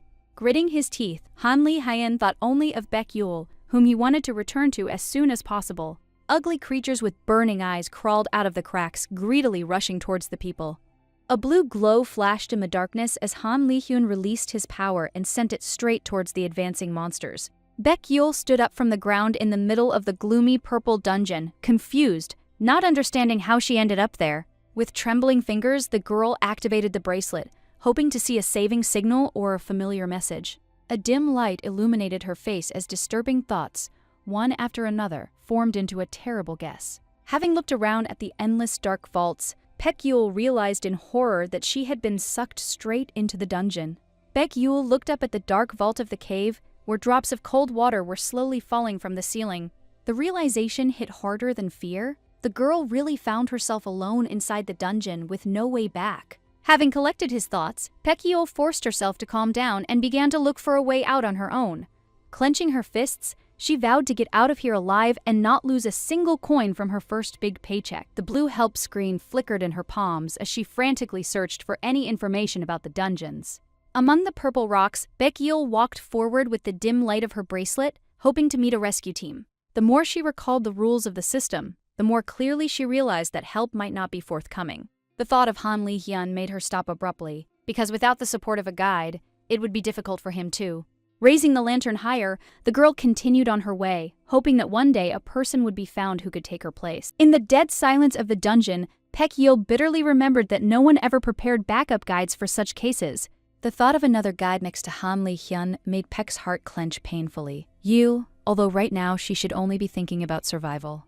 Deep in the dungeon, Han Li-hyun suddenly stopped as he sensed a familiar presence and quietly called out the name Baekhyul. The girl pressed her palm to her chest and forced herself to push away her disturbing thoughts, concentrating on salvation. To avoid panic, Baekhyul convinced herself again and again that everything would definitely end well. Suddenly, a damaged communication screen flashed in front of her, causing the girl to freeze in surprise. Lee Hyun's face appeared through the digital static, and Baek Ye-yul could hardly believe her eyes. With trembling hands, she grabbed the screen and quickly described how she was sucked inside right next to the gate. Han Lee-hyun explained that she had entered a distorted dungeon where spatial rifts were pulling people inside. Hearing his calm voice, Baek Ye-yul calmed down a little and immediately asked about his condition. Han Lee-hyun waved off the medication and confidently declared that he would cope perfectly well without it until their meeting. The girl flushed with excitement and began to convince him to be more careful because the price of a mistake was too high. An almost comical argument erupted on screen as Baek Ye-yul desperately tried to get through to the stubborn man. Lee Hyun's firm promise to definitely find her left the girl speechless for a moment. The connection was lost, and his last instructions about the hidden dangers of the dungeon remained in his memory. Left alone among the purple rocks, Baek Ye-yul remembered the useful function of the watch and saw a chance to get out alive. Baek Ye-yul opened the monster radar with hope, hoping to see an empty map and continue on her way calmly. The scarlet glow of the screen made the girl wary, because she had never used this function before. Trying to understand the device's readings, Baek Ye-yul didn't immediately notice the strange rustling sound behind her. A terrifying creature with a huge mouth burst out of the darkness, causing the girl to jerk back. The bright light in her hand stopped the monster, and Baek Ye-yul seized this chance as salvation. The excitement vanished the moment new growls and flapping of wings began to be heard around. Looking up, the girl froze in horror, discovering dozens of hungry creatures with burning eyes around her. The huge flock slowly closed in on all sides, turning the small island of light into a last defense. The realization came too late. The screen was red not because of an error, but because of the countless number of monsters around. The purple mist quickly spread throughout the dungeon, and Baek Ye-yul found herself in the very center of a deadly trap among the monsters. Remembering the words of the dangerous Han Lee-hyun, the girl pinched her nose and desperately tried not to inhale the mysterious poison. A strange whistle cut through the silence, causing Baek Ye-yul to tense up even more and frantically search for the source of the sound. Panic washed over her as the terrible thought flashed through her mind that some of the fog had already gotten inside. Everything began to swim before her eyes, and the purple haze began to swirl like bright sparks, clouding the girl's consciousness. From the depths of the dungeon emerged an elegant stranger with blonde hair and a black umbrella in his hands. While the monsters growled around, the man walked calmly and confidently, not paying attention to the mortal danger. Baek Ye-yul could barely stand on her feet and decided that the strange stranger appeared due to the influence of the fog. A second later, the girl woke up on a cold stone and looked around the empty space around her in confusion. Next to him lay the same man in an expensive suit who had just recently walked through the crowd of monsters. Heart of Baek Ye-yul trembled because the mysterious man turned out to be real and not a figment of her frightened imagination.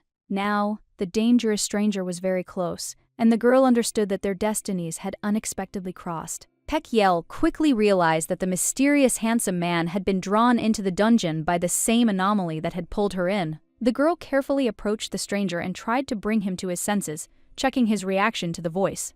The blonde man lay unconscious so peacefully that Baek Ye-yul momentarily forgot about the danger around her.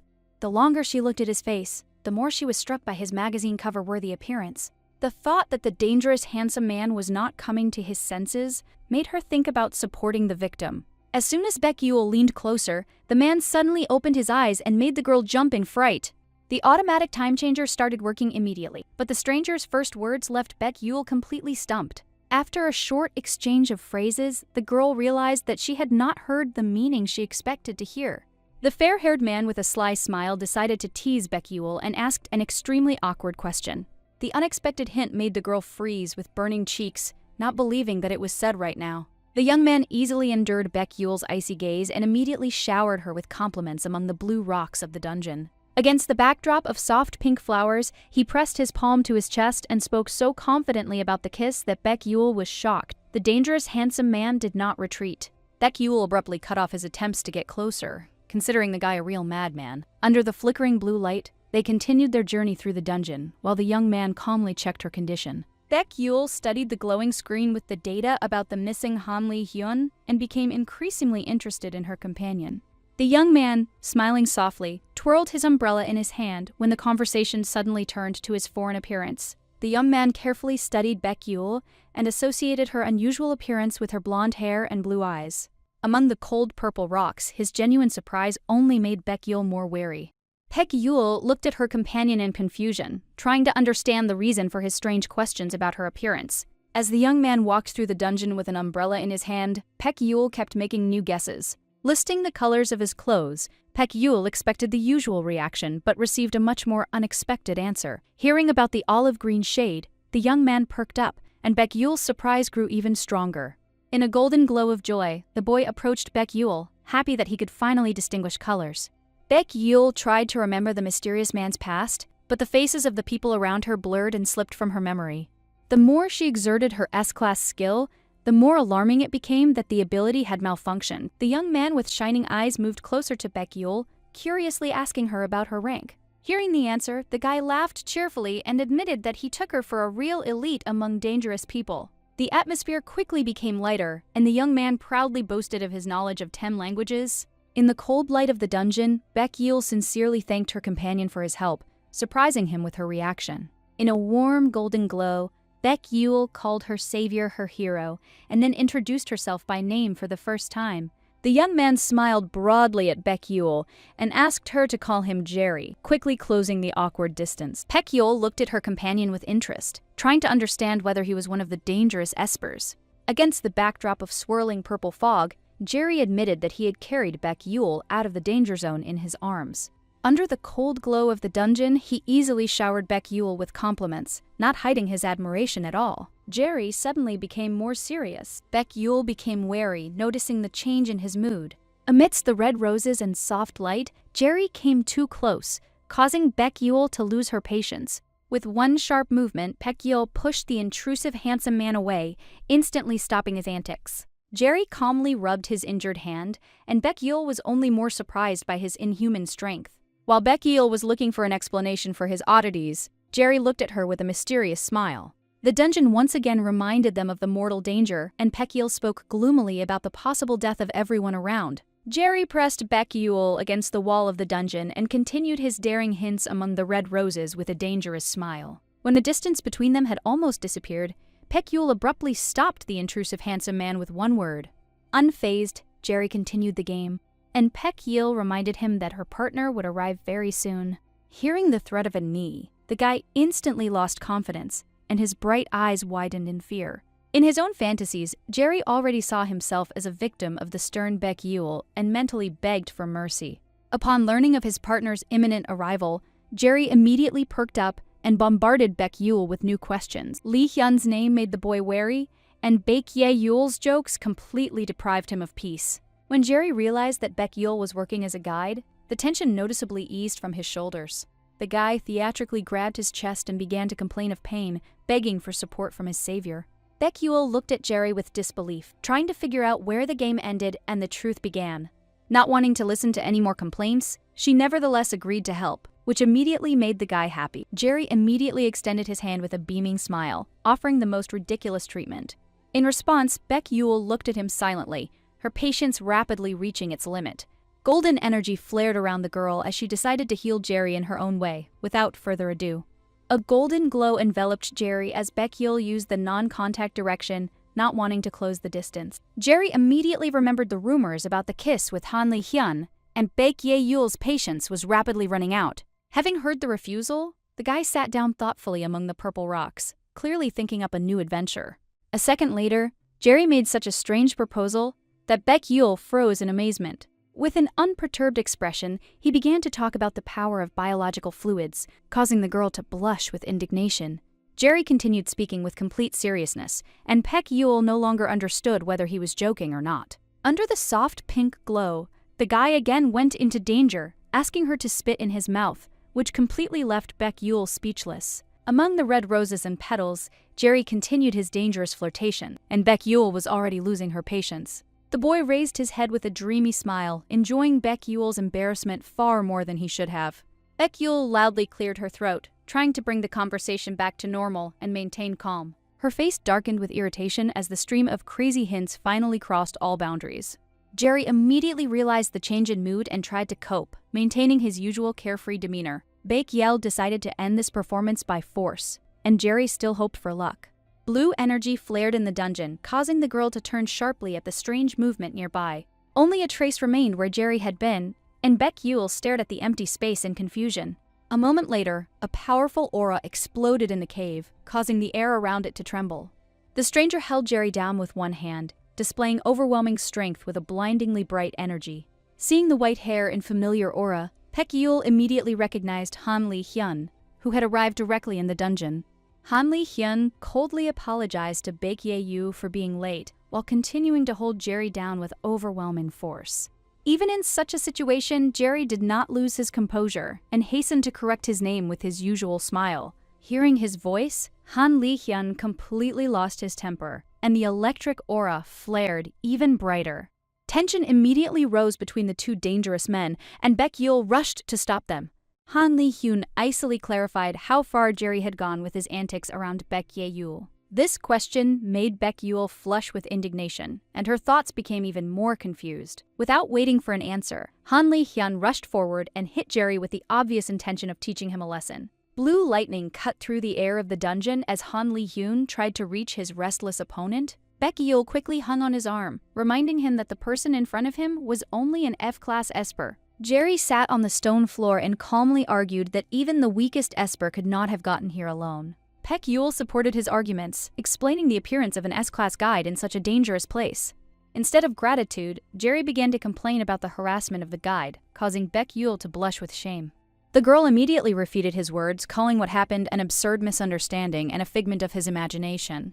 Jerry tried to object, but Baek Yul instantly silenced him with one sharp shout. After a short pause, she smiled warmly at Han Li-hyun and called him her savior. Hearing this, Han Li-hyun noticeably calmed down, and the atmosphere between them became much softer. Jerry beamed with happiness next to Baek Yul, which instantly irritated Han Li-hyun. The story about the poisonous fog made Han Li-hyun frown, because everything in the dungeon looked suspicious. Han Li-hyun thoughtfully analyzed what he had heard, while the disturbing details came together to form a strange picture. Amidst the swirling purple darkness, the bodies of monsters that had died before they could attack floated to the surface. After hearing his partner's conclusions, Baek Yul suddenly became wary and prepared herself for unpleasant discoveries.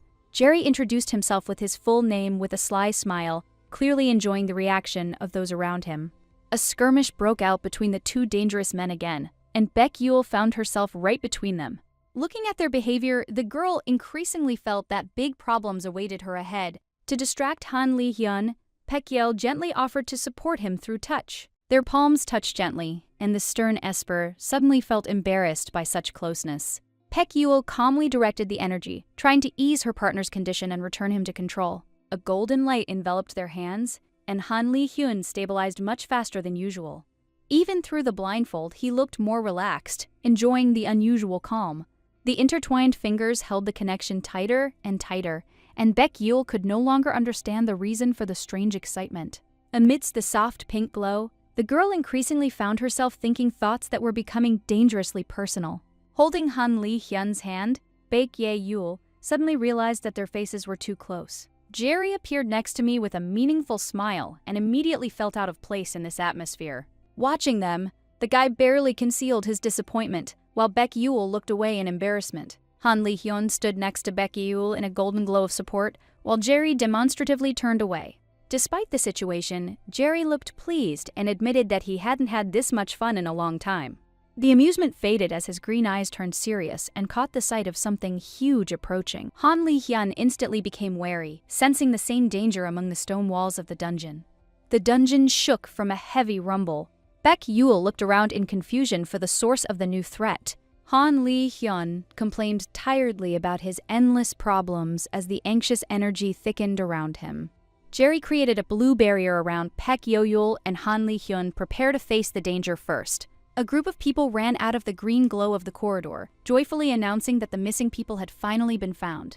Under the protection of the barrier, Baek Ye-yul and Han Li-hyun looked at each other in surprise, not understanding what was happening. The girl looked ahead in confusion when a familiar figure appeared among the arrivals. The boss appeared in a blaze of digital symbols, and Baek Yul immediately realized that the situation had changed. The department head walked out through the gloomy dungeon with confident steps, causing Baek Yul to breathe a sigh of relief. Baek Yul froze in surprise while Han Li-hyun silently watched the leader's unexpected appearance. Han Li-hyun calmly stated that they were about to leave, seeing no reason to worry.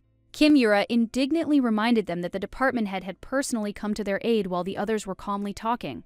Han Li-hyun coldly declared that he was capable of protecting Baek-yeol himself, and the air around him instantly filled with tension. The department head calmly objected, but behind his words was a warning that made the atmosphere become heavier. The confrontation between the two dangerous men flared up again, and Baek-yeol just tiredly waited for the next scandal. Kim Yura reassured Baek-yeol, assuring her that behind the constant quarrels lay an unexpectedly strong mutual understanding. As the rescue team gathered around, Baek-yeol suddenly remembered Jerry. She quickly found a familiar figure among the crowd and breathed a sigh of relief, making sure that he was okay. Looking back on recent events, Baek-yeol admitted that Jerry caused a lot of trouble, but he still remained her savior. Having barely escaped from the dungeon, Baek-yeol found herself in the arms of a worried Miso who was beside herself. Miso grabbed her friend's hand tightly and pulled her forward, refusing to believe that it was all over. Under the lights of the medical camp, Miso called out loudly for the doctor, demanding that he examine Baek-yeol immediately. Upon learning that Baek-yeol had spent so much time in the dungeon, the doctor immediately became serious and prepared an examination. In the warm evening light, the medic took a blood sample, and Baek-yeol patiently followed all the instructions. The unexpected call made Miso wary, and the girl was distracted by an urgent message. Before leaving, Miso once again asked Baek-yeol to calmly recover and promised to return soon. After the examination, the doctor informed Baek-yeol that the urgent analysis was completed and the detailed results would be ready later. Just as she was about to leave, the girl heard mysterious words about lost memories and stopped abruptly. The man introduced himself as the director of the research center and immediately attracted Baek-yeol's attention. In the evening lights of the camp, he calmly declared that he knew a way to bring back memories that had disappeared a year ago. His voice sounded confident, and his strange smile made Baek-yeol feel growing uneasy. The director promised to help at any time, leaving too many questions after his words. Yule's attention and the atmosphere around him became heavy and uneasy. Suddenly, Han Li-hyun appeared nearby and instantly stood between the girl and the mysterious interlocutor. The director tried to explain the situation as a routine medical consultation, maintaining an outward calm. Han Li-hyun looked at him with open disbelief, demanding an explanation for his strange appearance. Baek-yeol looked between the men in confusion, realizing that they had known each other for a long time. The director continued to justify himself, calling himself an ordinary doctor who was there on call. Blue lightning flashed around Han Li-hyun as the dangerous Esper's patience finally ran out. The next moment, the director found himself on the ground, and the tension around him became even stronger. Han Li-hyun lashed out at the director in a rage, and the blue lightning around him became more and more dangerous. Li-hyun's strength, adding fuel to the fire. With a sly smile, the man recalled the past and openly provoked the dangerous Esper to a new outburst of anger. Li-hyun let out a scream and the air around him shook with his unstable and frightening power. Baek-yeol approached him cautiously, realizing that the situation was getting worse. In the soft evening light, she quietly called Li-hyun's name, distracting him from his rage. Hearing her request to return home, Li-hyun suddenly calmed down and agreed without arguing. The staff helped the director up, outraged by the dangerous Esper's behavior in front of an ordinary person. But Baek-yeol hardly listened to them because she was much more worried about Li-hyun's condition. With a warm smile, the girl offered to take his hand again, wanting to support and reassure him. Li-hyun was noticeably embarrassed by such concern, and the atmosphere between them became much softer. When their palms met again, Baek-yeol smiled tenderly, but Li-hyun was completely at a loss. Amidst the flowers and golden light, they walked away together, holding hands, and Li-hyun no longer tried to resist. Kim Yura reported that she was ready to take off, and the department head calmly prepared to leave the camp. Upon hearing the address, the man immediately recognized the secretary and answered briefly without unnecessary emotion. Kim Yura watched her boss in confusion, trying to figure out where exactly his gaze was directed. Under the night sky, her attention was drawn to Baek-yeol and Han Li-hyun, who were standing too close to each other. Looking at the couple among the camp lights, Kim Yura wondered what was going on between them. Baek-yeol recalled how the department head personally went out to search for her immediately after the news of her disappearance. The more she thought about it, the more surprised she became by the unusual excitement of such a cold-blooded man. For a moment, Baek-yeol had an unexpected thought that made her feel embarrassed. Kim Yura abruptly dismissed the idea and hurried after her boss to the waiting helicopter. Baek-yeol looked through the list of participants, trying to find Jerry Yoker, but the name of the mysterious savior did not appear there. Another face appeared on the screen, and the investigation quickly took an unexpected turn. The department had revealed the truth. A British intelligence agent nicknamed Jay was hiding behind the name Jerry. The cold beauty turned out to be an S-class with a toxic fog and scandalous fame throughout the country. Hearing this, Baek Yo-yul and Han Lee-hyun were both indignant, remembering his deception and strange behavior. Yul's imagination conjured up a whole storm of rumors around Jerry, making the picture even more absurd. The girl only sighed heavily, not understanding how such a person could even work as a secret agent. The department head sternly warned Baek Yul to stay away from the dangerous man with a bad reputation. Baek Yul obediently agreed, and Han Lee-hyun immediately supported the advice with unexpected seriousness. But the next moment, Jerry himself appeared next to him with a sly smile, clearly having heard the entire conversation. Baek Yul turned sharply to Jerry Yoker, reminding the dangerous, handsome man of his strange rescue and recent deception. With her eyes flashing, the girl unleashed a stream of reproaches on him, demanding an explanation for the suspicious story with the poisonous fog. Jerry calmly demonstrated a rare detoxification skill that dispelled the poison and pulled Baek Yul out of trouble. For a second, Baek Yul was at a loss, but quickly flushed again, dissatisfied with the fact that the truth had been hidden until the very end. Han Lee-hyun looked gloomy next to her, and the girl herself could barely contain herself, watching the Briton's smug smile. Jerry suddenly offered to take the hit instead of Han Lee-hyun, completely throwing Baek Yul off balance. Jerry Yoker, with a beaming smile, announced that he no longer needed an interpreter and proudly enjoyed the effect he had produced. Among the rose petals, the dangerous, handsome man confessed to Baek Yul that he wouldn't mind being hit by her. Han Lee-hyun, Baek Yo-wul, and the department head simultaneously froze with stony faces, shocked by the Briton's insane statement. Baek Yul walked down the corridors of the base next to Kim Yura, listening to a new story about Jerry Yoker's scandalous past.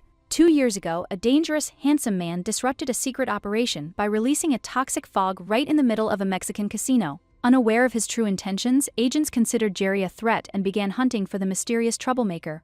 Kim Yura told Baek Yul an old story about Jerry Yoker, recalling his most notorious and wild adventures. At a luxury casino, agents spotted a dangerously handsome man next to a stunning blonde and immediately suspected something was wrong. Jerry responded to the provocation with a dazzling smile, which completely confused the woman and thwarted her plans. The blonde quickly realized that her attempt at manipulation had failed, and the mysterious man only laughed at the situation. Hearing the insolent words about the disguised agent, she flushed with anger, while Jerry barely concealed his amusement. Despite a long hunt, the Briton was unable to be caught, and later a completely unexpected truth was revealed. It turned out that Jerry was working against a criminal organization and causing chaos for his own strange methods of fighting. Baek Yul asked incredulously, not understanding how such a mess could even be called entertainment. Footage of the official apology appeared on the screen, after which the story turned into an international scandal. Jerry and his mysterious partner were the center of attention, and it proved impossible to control such dangerous men. Kim Yura admitted that now, Jerry feels almost free of restrictions and rules in Korea. With news about Britain swirling around, Baek Yul listened intently to the story of his influence and reputation. The management even hoped to lure Jerry to Korea, to hunt monsters and compete with the strongest espers. After these words, Baek Yul immediately associated the appearance of the Briton with the name Han Lee-hyun. Kim Yura did not deny the guess, leaving room for new suspicions and questions. Seeing Han Lee-hyun, Baek Ye-yul imagined a grand clash between two dangerous S-classes. Smiling among the delicate petals, the girl still refused to believe that Jerry could be a real madman. The department head listened with a stony face to Jerry Yoker's statement about wanting to arrange a duel with Han Lee-hyun. Upon hearing the reason for the dangerous Briton's visit, even the imperturbable boss couldn't hide his slight surprise. Jerry, his eyes shining, immediately listed his favorite options for a future confrontation, from hugs to a real fight. After a short pause, the head of the department calmly accepted the information, leaving the Briton incredibly pleased with himself. Jerry rubbed his temples wearily and admitted defeat before the Korean language, which stubbornly refused to submit to him. The department head pointed coldly at the translator, and the atmosphere between the men became even more tense. Dogon reminded that Jerry could have appeared in the dungeon earlier and stopped the disaster at the very beginning. A sly smile flickered across Jerry's lips as his attention suddenly shifted to something much more interesting. Dogon sipped his coffee silently, and the silence in the office became more dangerous than any loud argument. Leaning back in his chair, Jerry admitted that instead of the rescue operation, He preferred to watch the fight between two monsters. Dogon looked straight at Jerry and made it clear that if he touched his people, there would be a lot more trouble. The spacious office filled with cold tension, but Jerry only settled more comfortably in the chair opposite. The next second, the dangerous man shattered the serious atmosphere with a statement so insane that even the walls would have been embarrassed. Dogon froze with the cup in his hand, trying to decide whether he had actually heard it or imagined it. Jerry sipped his coffee in a relaxed manner and looked like a man who enjoyed every shock someone else experienced. The department head quickly brought the conversation back to work before the crazy guest came up with a new provocation. The smile disappeared from Jerry's face when the real reason for his visit to Korea came up. The man admitted that he was tasked with supporting a covert operation related to a dangerous investigation. The mission data flashed on the holographic screen, and Jerry irritably recalled the leadership of the British branch. Dogon confirmed the information about the missing informant, showing that he had the situation under control for a long time. Dogon uncovered details of an old case involving a pharmaceutical company that conducted dangerous experiments on humans. Among its employees were 2 D-class espers who had been extracting classified information for years and leaking it to the outside world.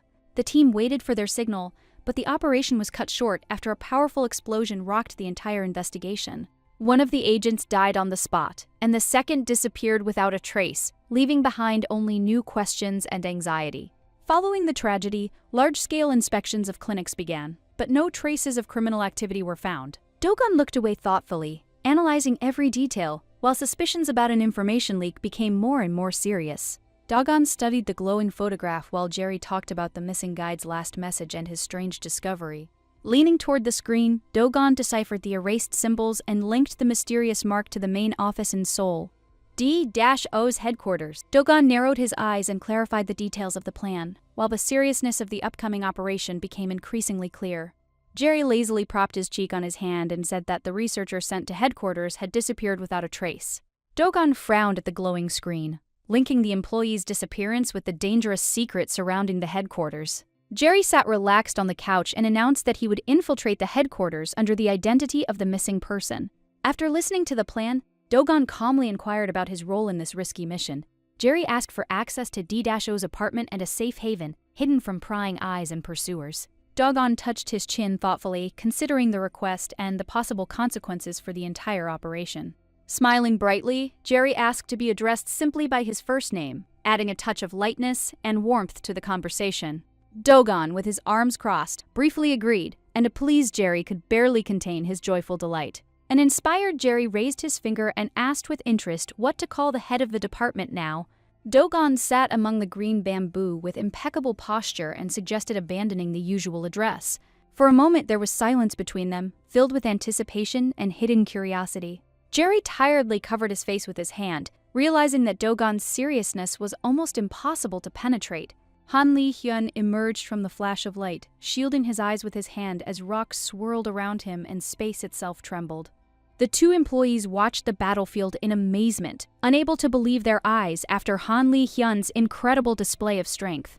Amidst the shattered rubble, Han Li-hyun calmly walked forward, leaving behind a dozen destroyed robots and shocked witnesses.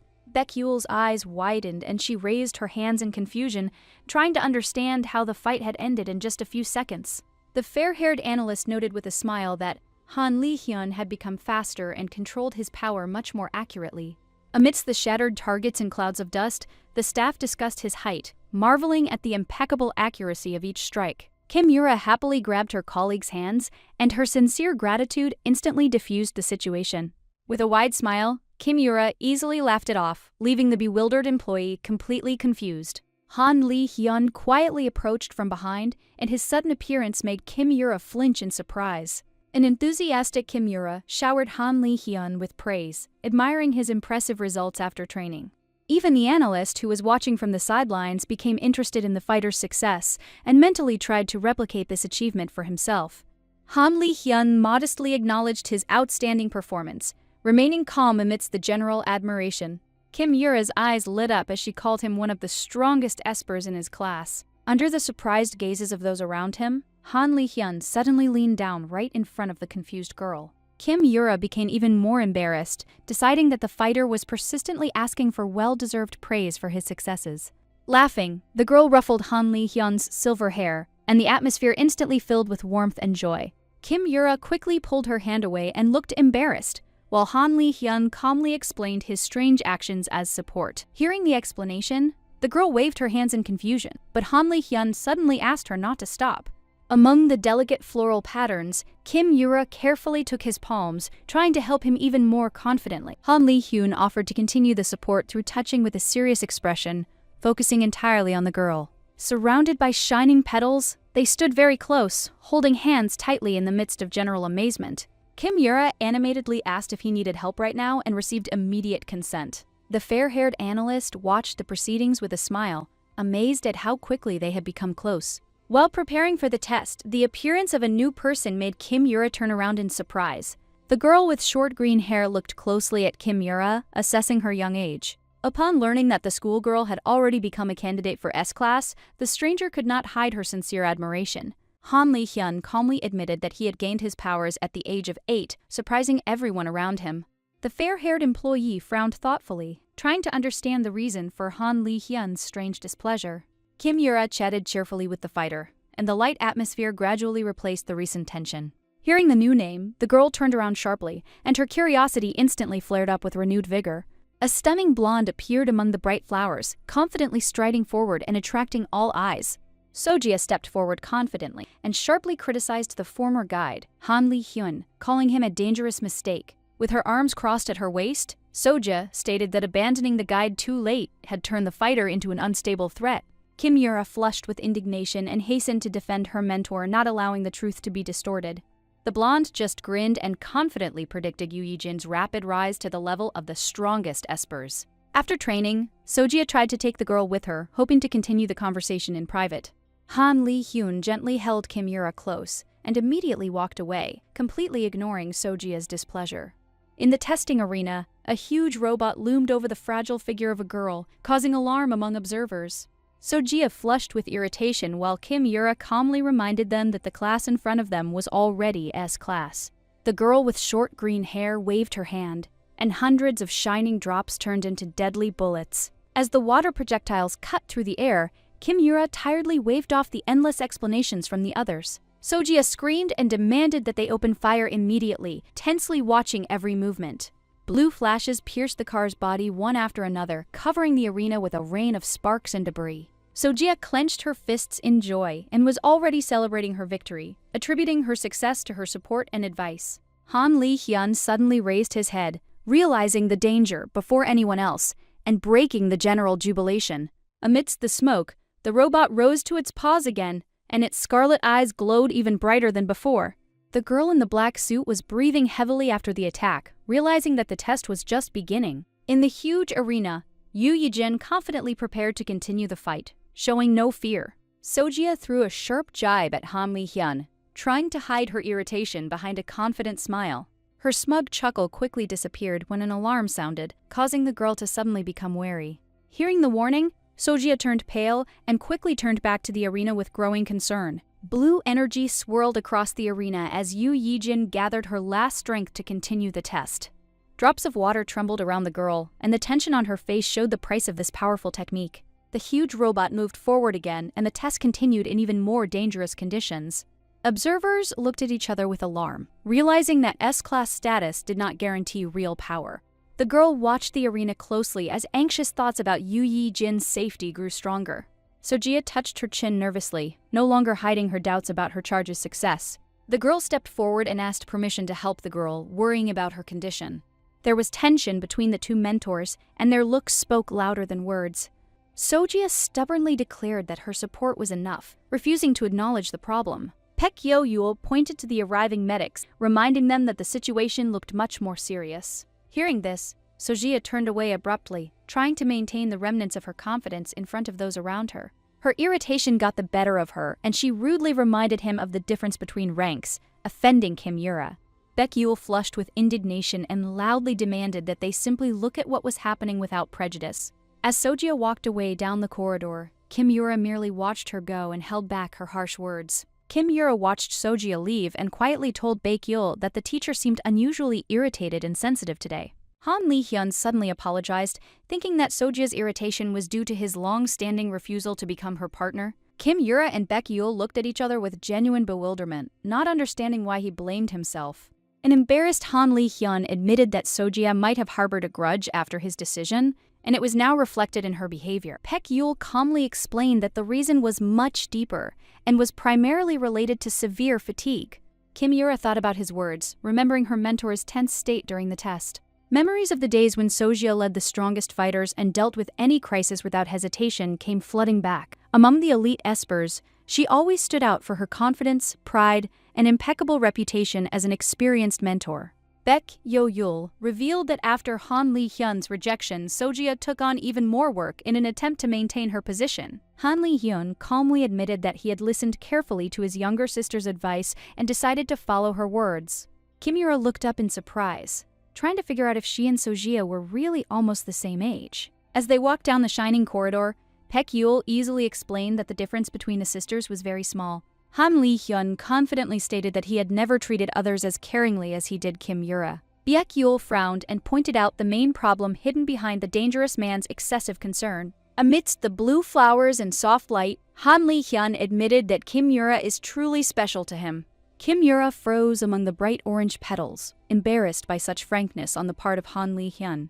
With a smile, Baek Yul hinted to the girl that Han Lee-hyun's attitude had long been different from usual. Kim Yura softly admitted that she also singled him out from the others and treated him completely differently. Baek Yul nodded in understanding, his thoughts increasingly pushing him towards the obvious conclusion about these two. Han Lee-hyun remained silent under the cold blue light as Baek Yul wondered how long they would deny it.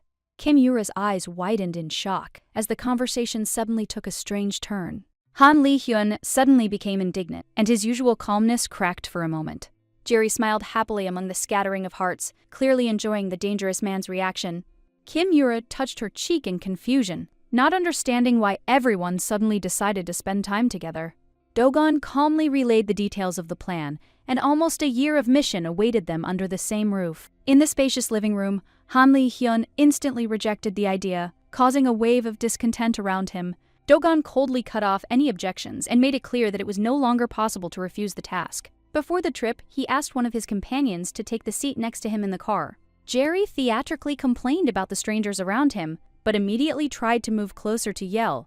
Within a minute, Jerry and Han Lee-hyun were sitting shoulder to shoulder, turning the trip into a real ordeal. Baek Yul tiredly covered her forehead with her hand, watching this absurd struggle of characters and stubbornness. The car pulled away smoothly, and a long road and even more chaos awaited the company ahead. In the cold light of the street, Kim Sanaju turned at the familiar voice and saw Ha Yunmi approaching him first. "Huh!" Yunmi smiled softly and carefully asked about the reason for the meeting, trying to hide the awkwardness of her previous refusal. With a slight blush, the girl recalled the moment when she refused to help him and looked away in embarrassment. Kim Sanaju just smiled good-naturedly, showing that he had long since let this story go without resentment or regret. Under the blue lights of the alley, Ha Yunmei hastened to assure him that everything was fine now. The girl admitted that she would soon be leaving for a long time, and before that she wanted to get rid of the heavy burden on her heart. Kim Sanaju froze in confusion in the middle of the conversation, but still agreed to listen to her until the end. The peaceful conversation was interrupted by people's screams when a powerful explosion shook the street and panic gripped everyone. Bright headlines flashed across the screens, and Kim Sanaju's name once again found itself at the center of a major scandal. The angry crowd demanded an apology, blaming the association for the endless breakdowns of dangerous men. The wave of discontent grew stronger, and protesters were already demanding the complete dissolution of the organization. Duyuna, with a mysterious smile, suggested that they stay longer, enjoying the beautiful view and calm atmosphere. Dogon stood with his arms crossed and coldly suggested that they limit themselves to tea, not giving in to her mood. A satisfied smile appeared on Duyuna's lips, as if she was only amused by the serious man's restraint. In the spacious office, Dogon coldly interrupted the meeting, and Duyuna mockingly assessed his hasty departure. The woman in the burgundy suit gently jabbed her interlocutor, hinting at the poor performance of the association's employees. Dogon, with his arms crossed, calmly parried the attack, emphasizing the responsibility of the people in their places. A tense politeness hung between them, and slight smiles hid the struggle for influence. Outside the window, a crowd was noisy, and Dogon reminded how quickly society can turn its back on the authorities. Against the scarlet background, Duyuna looked dangerously confident, urging him not to trust beautiful promises. The woman's predatory smile widened as she called fidelity a convenient illusion for naive people. Yuna persistently returned to her proposal, not hiding her interest in Dogon's answer. The man's icy gaze remained unchanged, as he had already ended this conversation many times. Red shadows surrounded Yuna, and her ambitions sounded even louder among the hidden threats. Dogon briefly drew a line, showing that he no longer intended to continue the argument. Yuna's heels hit the floor with a loud thud as she turned around with a mysterious and dangerous smile. Finally, the woman called Dogon her son, leaving behind a heavy and strange aftertaste. Silence reigned in the office again, and Dogon watched President Yuna leave. In the cozy room, Baek-yeol lazily sat on the sofa and reminded Han Lee-hyun about tomorrow's work. Jerry leaned forward animatedly and declared that there was an important debate that needed to be held today before that. Han Lee-hyun calmly turned his head towards his interlocutor, trying to understand the reason for such sudden enthusiasm. The bright living room filled with the sound of an argument as Jerry demanded privacy and a separate room. Han Lee-hyun stubbornly declared that he would stay by Jerry's side, and the room immediately smelled of a future quarrel. Jerry flushed with indignation and reminded them that the prohibitions did not apply to him even in someone else's house. The two dangerous men were ready to argue until the morning, but Baek-yeol abruptly stopped this chaos. With a warm smile, Baek-yeol explained that it was best to leave the guest room free for other people. Jerry immediately turned the argument into a joke and hopefully tried to become the girl's close friend. The pink petals and glow around him only fueled his excitement as Baek-yeol joined in the game. Jerry happily made plans for friendship, and Han Lee-hyun's face grew darker with each passing second. The tall man couldn't stand it and said outright that he didn't want Jerry to be his friend at all. Against the backdrop of delicate flowers, Han Lee-hyun suddenly proposed a friendship between him and Baek-yeol alone. Han Lee-hyun was taken aback by this turn of events, while Baek-yeol mentally struggled with her charm. Jerry immediately intervened, not intending to sit back and watch the pair grow closer. Having settled himself in the chair, he importantly declared himself the elder and demanded more respectful treatment.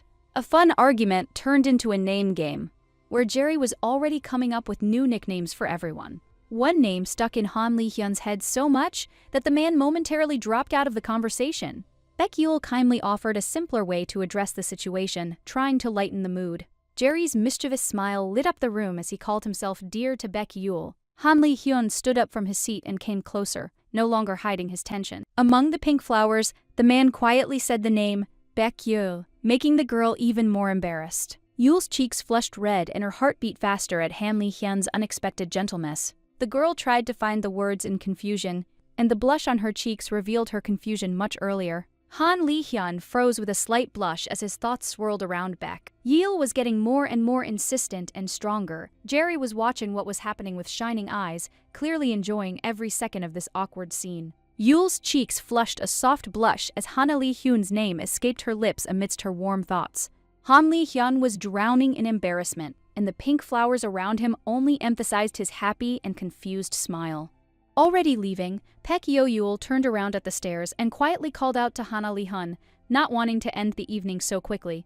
Han Lee-hyun stood in the middle of the room, confused, when Baek-yeol focused her attention on him again. Amidst the golden flowers and soft light, Han Lee-hyun smiled broadly and wished Baek-yeol sweet dreams, and another invisible thread appeared between them. Baek-yeol saw off Han Lee-hyun with a warm smile, and the golden flowers around them made the farewell especially cozy. Next to the beaming Han Lee-hyun, watching what was happening with noticeable interest, Jerry gently wished Baek-yeol sweet dreams, his green eyes sparkling with mischievous warmth. Baek-yeol waved goodbye in a friendly manner, maintaining a light and calm mood.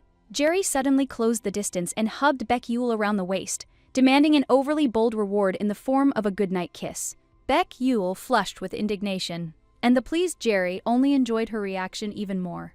Han Lee-hyun immediately intervened and pulled Jerry back, preventing him from crossing the dangerous line. Jerry demanded an explanation in irritation as the tension between the men quickly escalated. Half-naked Han Lee-hyun looked completely calm, and his confidence only infuriated Jerry even more. Seeing the hard bed on the floor, Han Lee-hyun openly expressed dissatisfaction with this treatment. Having failed to achieve what he wanted, Han Lee-hyun decided to take the sofa, hoping to find a more comfortable place. Jerry categorically forbade him to stay in the house and said that he would watch his every move. Jerry blushed at the unexpected realization and almost choked on his own thoughts about obsession. Jerry smugly listed his virtues, confident that no one could resist his charm.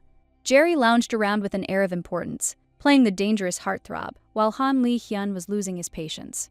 Without waiting for an answer, Jerry turned to Han Li-hyun almost affectionately, checking to see if he was listening. The silence in the room told Jerry that Han Li-hyun had long ago chosen sleep over the strange conversation. Curiosity got the better of him, and Jerry carefully approached the bed, looking at the sleeping Han Li-hyun. Leaning very close, Jerry began to speculate about the bandage and Han Li-hyun's hidden secrets. The longer Jerry looked at him, the bolder his thoughts became and the more absurd his assumptions. Li-hyun's sudden movement caused Jerry to jump back, losing all his confidence. Jerry quickly found a new reason to worry and began to talk about wet hair. Baek-yeol was mentioned. Han Li-hyun immediately stood up and went to tidy himself up. Watching his haste, Jerry just shook his head, amazed at the obviousness of what was happening. Late that night, the men lay in separate beds and Jerry still hadn't dropped the subject. Hearing the name Baek-yeol, Han Li-hyun tensed up and pretended not to understand the hint at all. Jerry, with a satisfied smile, called Baek-yeol Han Li-hyun's devoted companion, adding fuel to the fire. Han Li-hyun tiredly covered his eyes with his hand, realizing that this conversation would not end anytime soon. Lying in the semi-darkness of the room, Jerry confidently talked about how dangerous men become dependent on one girl. Han Li-hyun gritted his teeth under the blanket and threatened to throw Jerry out the door if he didn't shut up. After these words, Han Li-hyun covered his face with his hand, and heavy thoughts returned to Baek-yeol again. From the depths of his memory emerged a warm image of a little girl calling him through the light. Against the backdrop of a bright glow, a grown-up Jerry appeared, attracting attention with his confident smile and model-like appearance. Baek-yeol sincerely admired his new look, and Jerry instantly blossomed from the praise. Under the sun's rays and green petals, Jerry showered Baek-yeol with sweet compliments. Baek-yeol looked up at Jerry, and her surprise only fueled his interest. Amidst the green lawns and stone paths, Jerry announced that he was leaving the house for a while, leaving Baek-yeol at a loss. Jerry confidently asked Baek-yeol not to miss him, but Han Li-hyun immediately destroyed his smug mood. Jerry's cheeks flushed with embarrassment as Han Li-hyun pushed him out of the gate with increasing insistence. The tension between the men grew thicker, and Han Li-hyun, irritated, could barely contain his emotions. Jerry put his arm around Han Li-hyun's shoulder and declared them best friends right in front of Baek-yeol. Baek-yeol was genuinely happy about their closeness, and Jerry immediately took advantage of this moment. With a satisfied smile, Jerry began to hint at being too close to Han Li-hyun, causing him to flush with indignation. The spacious hall was filled with discussions about the latest disaster, and the news of the Esper's escape made everyone tense. The serious faces at the table betrayed alarm as dangerous incidents among the Espers were occurring more and more frequently. Sonaju appeared on the glowing screen, and details of the old explosion raised new suspicions. Hearing the name of the missing Esper, the man turned pale and froze in place, not believing what he heard. The man sagged in his chair under the pressure of the questions. The past was drawing him ever more tightly into a dangerous investigation. Hearing the chief's name, the witness suddenly jumped up from the table, and alarm instantly appeared on his face. The cold officer with piercing eyes remained calm, carefully studying every reaction of his interlocutor. The screen flashed with images of a destroyed building where one person disappeared after the dangerous man's breakdown. New details made the air thicker as the second participant in that night disappeared without a trace after the explosion. The man hastily denied the suspicions, his voice trembling more and more under the pressure of the investigation. The officer paused and continued the interrogation, not allowing his interlocutor to avoid uncomfortable questions. The icy gaze grew even harsher when the conversation returned to Kim Sonaju's disappearance. The pale witness desperately tried to justify himself, but fear and confusion betrayed him more than any words.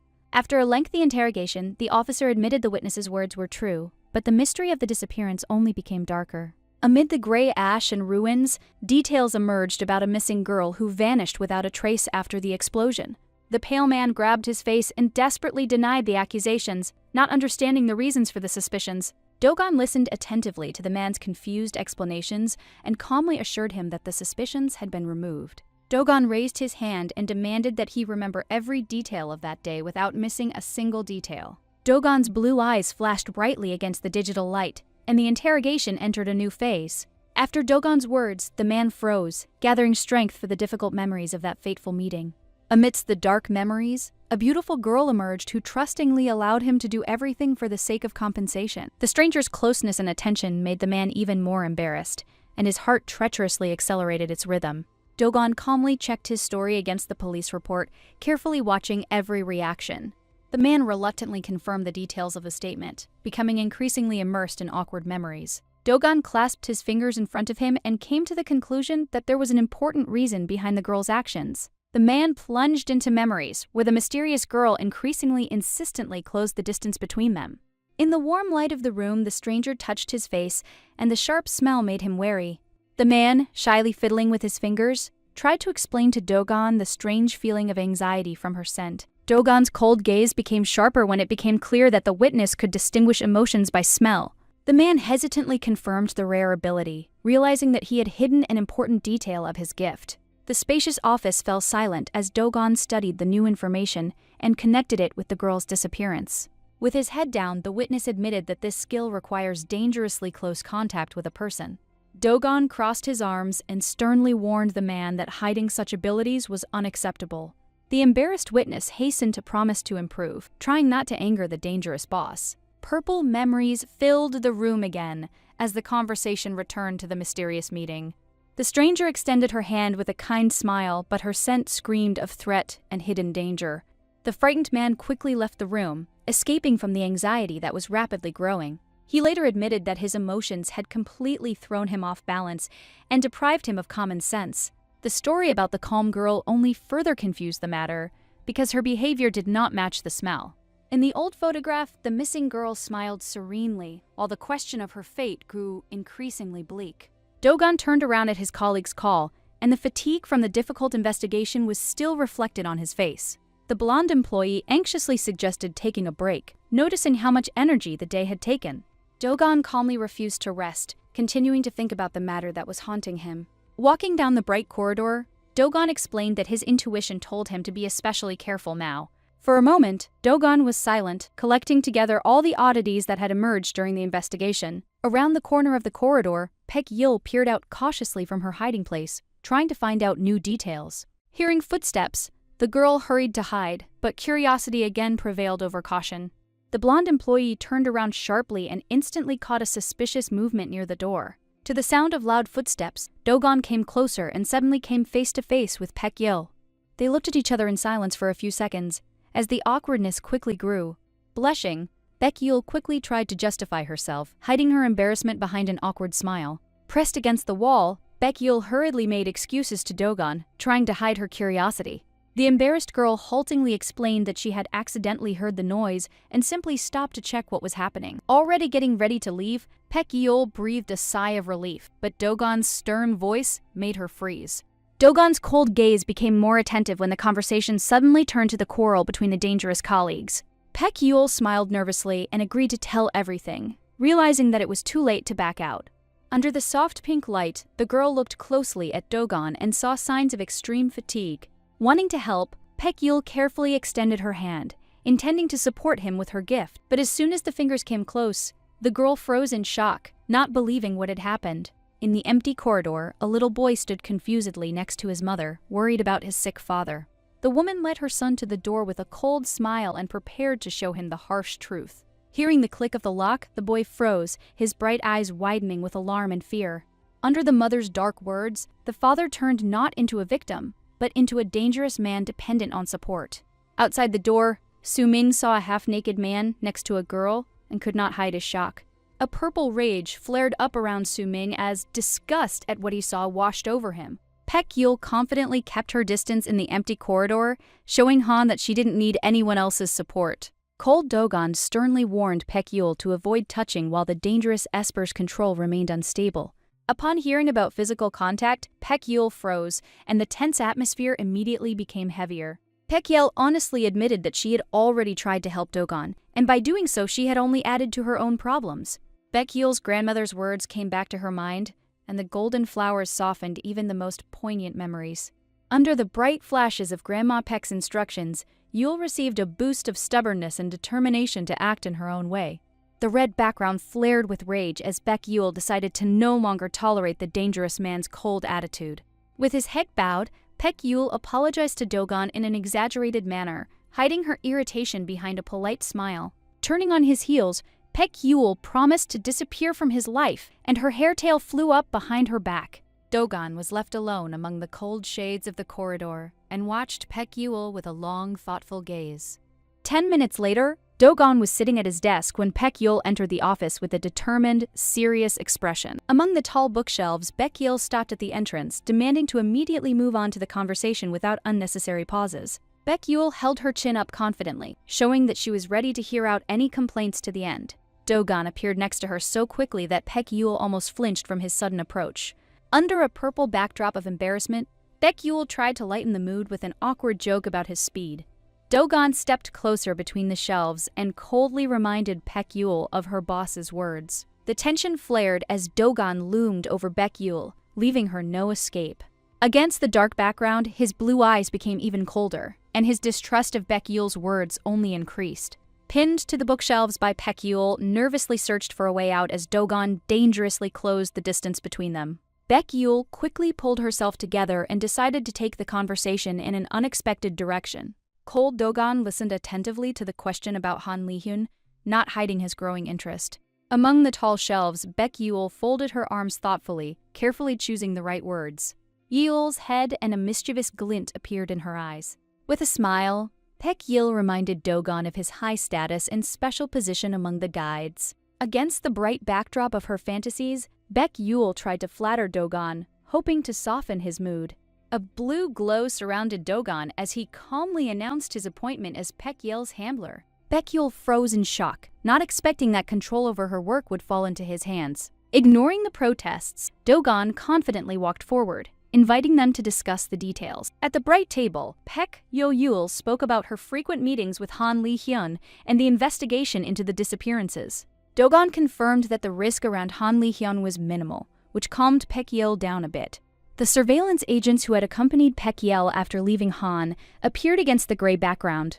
An indignant Baek Yul called it surveillance, but Dogon calmly referred to the terms of the contract. With a calm gesture, Dogon explained that the investigation had to be postponed due to new dangerous developments. Baek Yul frowned even more, trying to understand the reason for his unexpected initiative. Dogon looked straight at Baek Yul and declared that her rare abilities were too valuable for the center. Baek Yul shuddered at Dogon's unexpected statement, and the most disturbing thoughts already flashed in her head. At the bright table, Dogon calmly promised to take responsibility for Baek Yul, which confused her even more. Under the blue lines of the interface, Dogon announced new rules, turning care into strict control. Electric flashes surrounded Dogon as he demanded to know Baek Yul's every move and whereabouts. Baek Yul was instantly outraged, seeing his special treatment as a threat to her freedom and personal boundaries. A slight smile flickered across Dogon's lips, and this unexpectedly threw Baek Yul off balance. The warm light softened the atmosphere as Dogon acknowledged his own mistake and emotional exhaustion. Baek Yul reluctantly accepted the apology, although suspicion still remained in her thoughts. On the purple background, Dogon promised to personally supervise Baek Yul, increasing her anxiety even more. Baek Yul clutched her head, realizing that the situation had only become more complicated after the apology. Yul quickly left the office, trying to clear her head after the conversation. In the long corridor, Baek Yul thought irritably about the endless reports and the new controls. A sharp shout made Baek Yul stop, and surprise instantly replaced her previous thoughts. So Jia appeared in the hallway with a displeased look, attracting the attention of the surrounding employees. Seo Jia's voice became harsher as she reminded Baek Yul of the accident and their old problems. Baek Yul froze under the pressure of the accusations.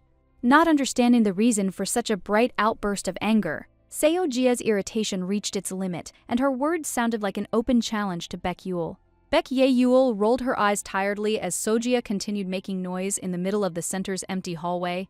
So Jia responded defiantly, her whole demeanor showing her readiness to continue this pointless argument.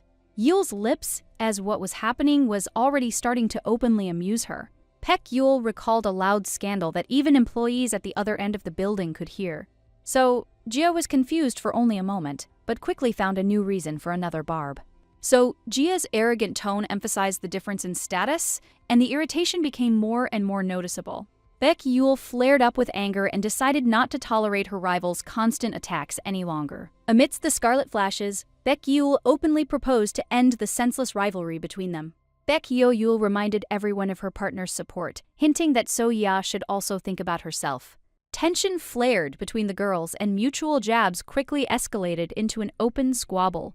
The noise in the hallway attracted the attention of the staff, and Seo-jia again became the center of general discontent. Seo-jia turned around abruptly and left, throwing out another offensive phrase about Baek-yeol as a parting shot. Baek-yeol looked at her rival with a heavy gaze, considering her words to be beyond all possible limits. Thoughts about Seo-jia's family haunted Baek-yeol, making her wonder about the reasons for her anger. Yu Yi-jin appeared from the dark doorway, and the atmosphere around instantly became much heavier. Baek-yeol tried to greet Yi-jin, but was met with only cold and silent indifference. Yu Yi-jin disappeared behind the door, leaving Baek-yeol with a feeling of awkwardness and incompleteness. Baek-yeol watched her for a long time, trying to understand the girl's strange behavior. Yi-jin's cheek, and Baek-yeol realized that she had been crying. At the gym, Han Li-hyun patiently watched over Baek-yeol, correcting every move during the tough workout. Baek-yeol pressed the barbell and exercise machines, pushing herself to the point of complete exhaustion. Han Li-hyun urged her on faster and faster, and the girl could barely stand on her feet from fatigue. After a while, Baek-yeol collapsed onto the bench, feeling completely exhausted from the exertion. Breathing heavily, Baek-yeol showed the result of her suffering and tried to catch her breath. Han Li-hyun held out a bottle of water with a bright smile, carefully reminding him to replenish his strength. Baek-yeol greedily took a few sips while Han Li-hyun watched her with a satisfied expression. Baek plucked up his courage. Yul turned the conversation to Han Li-hyun and the events of the past. Han Li-hyun responded calmly, and the girl immediately began asking him about important matters. Even the coach turned around in surprise when Baek-yeol persistently continued her questioning. Han Li-hyun angrily stated that he didn't want to share Baek-yeol's attention with other people. After a short pause, Baek-yeol asked about the Esper Yu Yi-jin and that fateful day. Han Li-hyun confirmed that he was the first to arrive at the scene of the mysterious incident. Baek-yeol leaned forward, trying to get details about what happened that day. Han Li-hyun thought for a moment, remembering the chaos, the opening of the gates, and the beginning of the dangerous battle. Han Li-hyun confidently declared victory in a blaze of blue energy as the fighters around him caught their breath.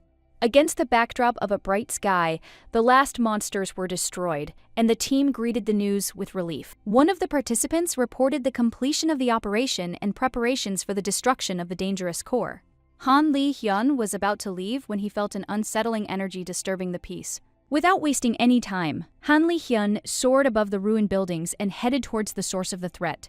A giant water vortex grew in front of him, and inside it was the Esper Yu Yi-jin. Among the seething streams were hidden not only monsters, but also people who found themselves in a deadly trap. Yu Yi-jin covered her face with her hands as the water raged around her, reflecting her despair and loss of control. Baek-yeol sighed heavily when she learned that Yu Yi-jin's parents were also among those involved in the tragedy. Han Li-hyun confirmed that Yu Yi-jin had left with them, leaving behind only questions. Yeol's face as the story became darker and more complex.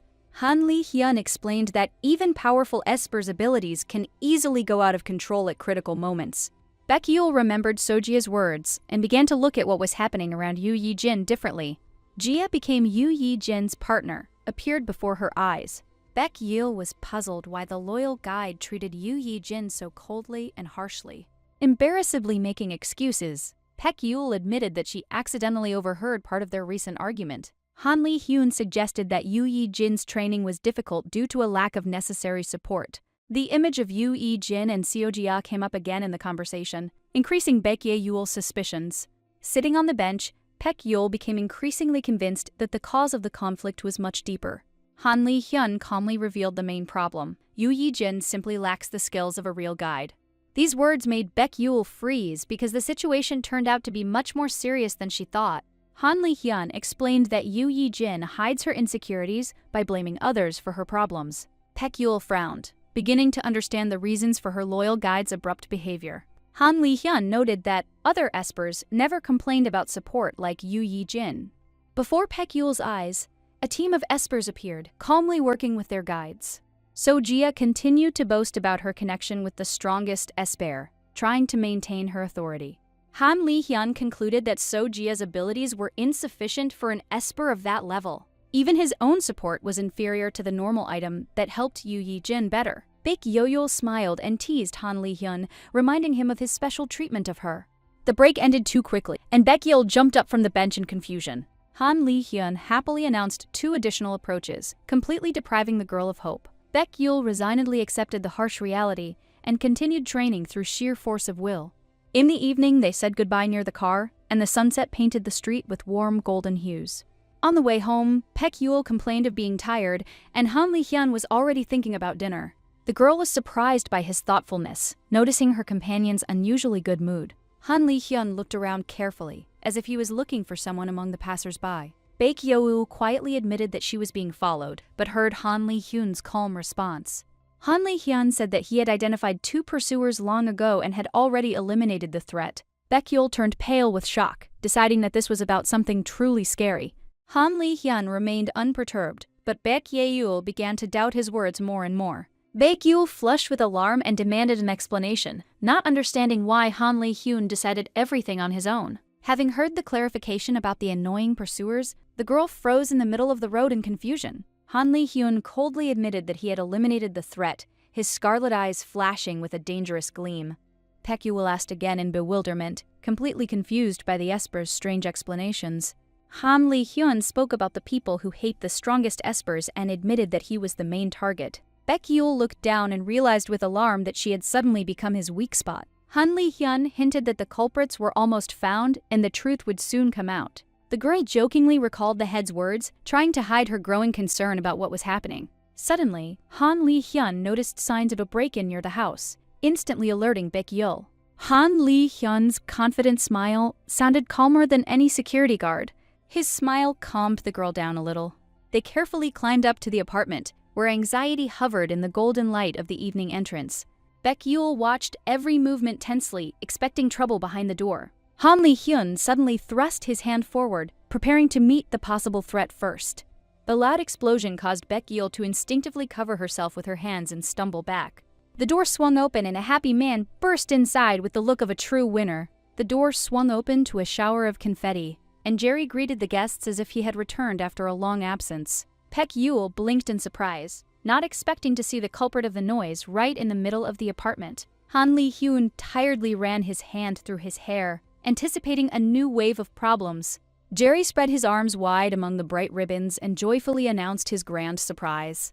With a beaming smile, he admitted that he had organized the celebration himself and had even arrived before everyone else. Baekhyul gently explained that they were also preparing for the meeting, so his zeal was unnecessary. Jerry instantly perked up and was already making plans for an even more raucous party in the future. The next moment, the pillow flew swiftly across the room, ruining the festive mood. Han Lee-hyun pointed sternly at the scattered trash, turning the fun into a serious conversation. Jerry responded with a cheeky grin, causing Baekhyul to sigh heavily in resignation. The girls silently watched the squabble, realizing that peace between these two was impossible. Baekhyul set the table and offered food as the apartment gradually filled with the comfort of home. Jerry asked curiously about Han Lee-hyun's cooking, clearly expecting to hear another joke.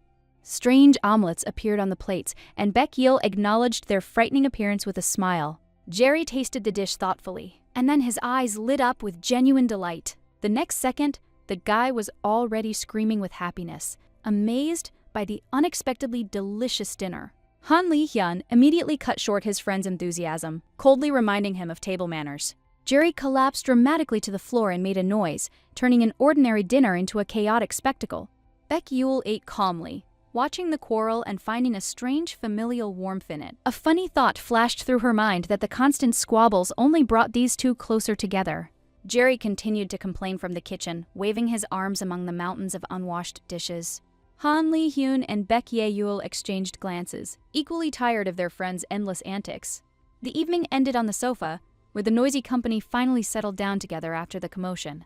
In the dark forest, the exhausted monster noticed an important clue and greedily grasped at the unexpected hope. The disfigured creature trembled with excitement, realizing that the solution was very close. Thoughts of returning to his master pushed him forward, while his body could barely stand on its feet. Despair broke into a furious cry, and blood spurted from the mouth among the thick purple haze. At that moment, a familiar voice rang out, causing the monster to suddenly freeze in fear. Jerry warned with a carefree smile that his friend was capable of causing a real disaster. The monster grinned nervously and trembled, unable to understand human words and intentions. Jerry said goodbye cheerfully, his green eyes flashing, and the tension around him only increased. Baek-yeol woke up on the sofa in surprise and looked around in confusion. Han Lee-hyun was sitting next to her, and she wondered if he had fallen asleep with her after a long day. Baek-yeol slowly opened her eyes after sleeping, trying to figure out how much time had passed. Jerry greeted her with juice and a big smile, enjoying a rare, quiet morning. The girl instantly accused the sly man of using his abilities, narrowing her eyes suspiciously. Jerry clutched his heart dramatically, feigning mortal hurt at the unfair accusations. It turned out they had simply fallen asleep during the movie, leaving Jerry bored and alone. Baek-yeol sheepishly apologized and offered to finish watching the movie, restoring the cozy atmosphere. Han Lee-hyun calmly glanced at his watch and warned that the night might end too late. Jerry readily agreed, pretending not to be upset at all by the cancellation of the entertainment. Baek-yeol admitted that she found the story sad, despite the film's family genre. Hearing about the amusement park, Jerry visibly tensed up, and his gaze darkened. He spoke quietly about his childhood without the warmth of a family, hiding the pain behind a calm voice. A heavy silence fell on the sofa, abruptly replacing the recent jokes and laughter. Baek-yeol turned off the film, deciding not to reopen the old wounds of her close friend. Jerry tried to smile, but the memories were still reflected in his green eyes.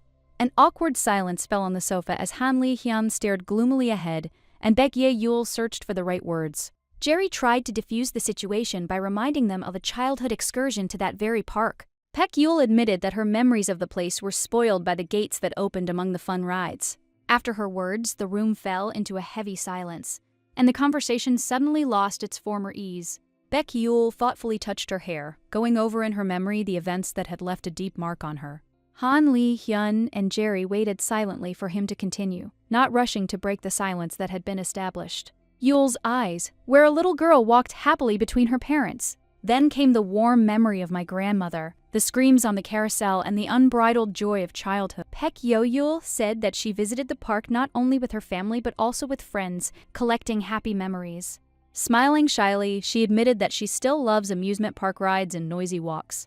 After the confession, there was a long, awkward pause between Han Lee-hyun, Jerry, and Baek-yeol. Baek mustered his courage. Yeol suggested that they go to the park together one day and take their minds off their problems. Han Lee-hyun was the first to react, and Jerry immediately supported the idea with unexpected enthusiasm. Jerry fell onto the bed with joy, spreading his arms and putting on another noisy performance. Lying down with a satisfied smile, he looked defiantly at Han Lee-hyun, waiting for his reaction. Han Lee-hyun stood up and coldly threatened Jerry, causing him to instantly fall silent. Instead of fear, Jerry only stretched his lips into a sly smile, pleased with the attention he received. Tension filled the bedroom as Jerry calmly watched the dangerous man across from him. Jerry admitted with a grin that he had deliberately provoked Han Lee-hyun to get this reaction. Han Lee-hyun briefly confirmed his guess, maintaining his usual icy calm and control. Sprawled out on his bed, Jerry lazily thought about the mission where he encountered something more terrifying than ordinary monsters. A creepy humanoid appeared amidst the scarlet glow, and even the experienced S-Class was in no hurry to underestimate the threat. Han Lee-hyun listened attentively to the story, realizing that Jerry rarely spoke seriously about work. A slight smile appeared on Jerry's lips, because risk and danger had long been a part of his life. Han Lee-hyun's frown deepened, clearly displeased with how lightly he was treating deadly situations. Burying his face in the pillow, Jerry tried to avoid moralizing and turn the conversation into a joke. A second later, he was beaming a wide smile and showering Han Lee-hyun with ridiculous compliments. Hearts and contented laughter filled the room as Jerry openly teased the dangerous man. The empty bottle rolled across the floor, and Seo-ji-ha lashed out in anger at the useless medicine and other people's advice. With a cold smile, she declared herself to be Yoo Yi-jin's guide, turning his pain into her own chance to rise higher. Amidst the ruins and debris, Yoo Yi-jin carefully led a tearful girl, broken by the loss of her parents. The girl trembled with tears and despair, clinging to her last hope in the midst of a destroyed world. Seo-ji-ha approached softly and confidently, offering help where others passed by. Tears continued to flow down her dirty cheeks as fear and loneliness gradually gave way to trust. Under the golden light, Seo-ji-ha hugged the girl tightly, cementing a bond that would change their destinies. Hiding a satisfied smile, Seo-ji-ha decided to seize this moment and get what she wanted at any cost. Seo Ju-hwan warily reminded Seo Ji-hae that she was already responsible for 3 people and had long been overloaded with work. Leaning back in his chair, he warned that trying to take on even more would end in serious problems. Seo Ji-ha flushed with irritation, because after Han Li-hyun left, her reputation was rapidly crumbling. Leaning her hands on the table, she vowed to prove to everyone that she was worthy of the status of the strongest guide. Seo Ji-ha fiercely hid the truth about Han Li-hyun, allowing others to believe in her merits. Seo Ju-hwan rubbed his forehead heavily, realizing how far this dangerous game of lies had gone. Clenching her fists, So Ji-ha reminded of her high compatibility with Yu Yi-jin and the successful cleansing. So Ju-hwan frowned even more, remembering that after awakening, Esper's abilities often changed. Even the confident So Ji-ha faltered when the conversation turned to a future full of uncertainty and risk. A blue glow surrounded her figure as she desperately begged for another chance to make things right. Tears glistened in So Ji-hee's eyes, and her voice trembled with fear of losing her last influence. After a long silence, Seo Ju-hwan finally agreed to help, understanding her desperation and determination. Powerful streams of water swirled over the pool, and Yu Yi-jin held back the elements, suppressing the trembling in her hands. The instructor loudly praised her concentration, while So Ji-ha watched the training with a satisfied smile. A warm golden glow of support enveloped Yu Yi-jin, helping her maintain control over the dangerous power. So Ji-ha frowned, realizing that even after making huge progress, basic skills were still difficult to master. Li-hyun flashed through her mind, and anxiety once again gripped Seo Ji-hee's heart with a painful chill. Yu Yi-jin timidly squeezed her hand, suggesting that she stop the torturous training and submit her application. Seo Ji-ha abruptly pulled away, not wanting to hear words that could destroy her last hopes. Yi-jin's cheeks flushed with embarrassment, and her apology sounded quiet and completely hesitant. The pent-up emotions burst out, and So Ji-ha unleashed all her fear and anger on the girl. Seo Ji-ha bitterly complained about the unfairness of fate, blaming Yu Yi-jin's awakened talent for her troubles. In a luxurious bar, So Ji-ha was idly swirling her glass when a mysterious man appeared next to her with a dangerous proposition. The stranger looked too confident, and So Ji-ha was already calculating what benefit she could get from the meeting. The man hinted at her famous name, and the air immediately began to smell of secrets, money, and hidden schemes. Under the soft golden light, So Ji-ha smiled, enjoying the attention and her special status. In the company of friends, she shamelessly ridiculed the stubborn S-classes, causing loud laughter at the table. In So Ji-hee's head, involving a new drug to support espers, the stranger revealed details of the secret research, causing So Ji-hoo to forget her light mood. Her eyes widened in surprise when the conversation turned to a drug more powerful and safer than Fimet. Hearing about a drug that wasn't on the market yet, So Ji-ha instantly lost her calm. The name of the scientific institute glittered on the business card, and the offer looked too tempting to refuse. The man promised to arrange a meeting and disappeared, leaving behind a suitcase with samples. The cold metal case lay on the table, reinforcing the sense of seriousness and risk of the entire transaction. So Ji-ha personally tested the drug, deciding not to trust other people's words and beautiful promises. Yu Yi-jin drank the clear, tasteless, odorless liquid without suspecting anything. A few tense seconds stretched out into an eternity as the girl waited for at least some changes. So Ji-hee's face twisted in disappointment as the long-awaited drug failed to produce noticeable results. Seo Ji-ha flushed with rage and demanded answers, clenching her fists so hard that her fingers trembled.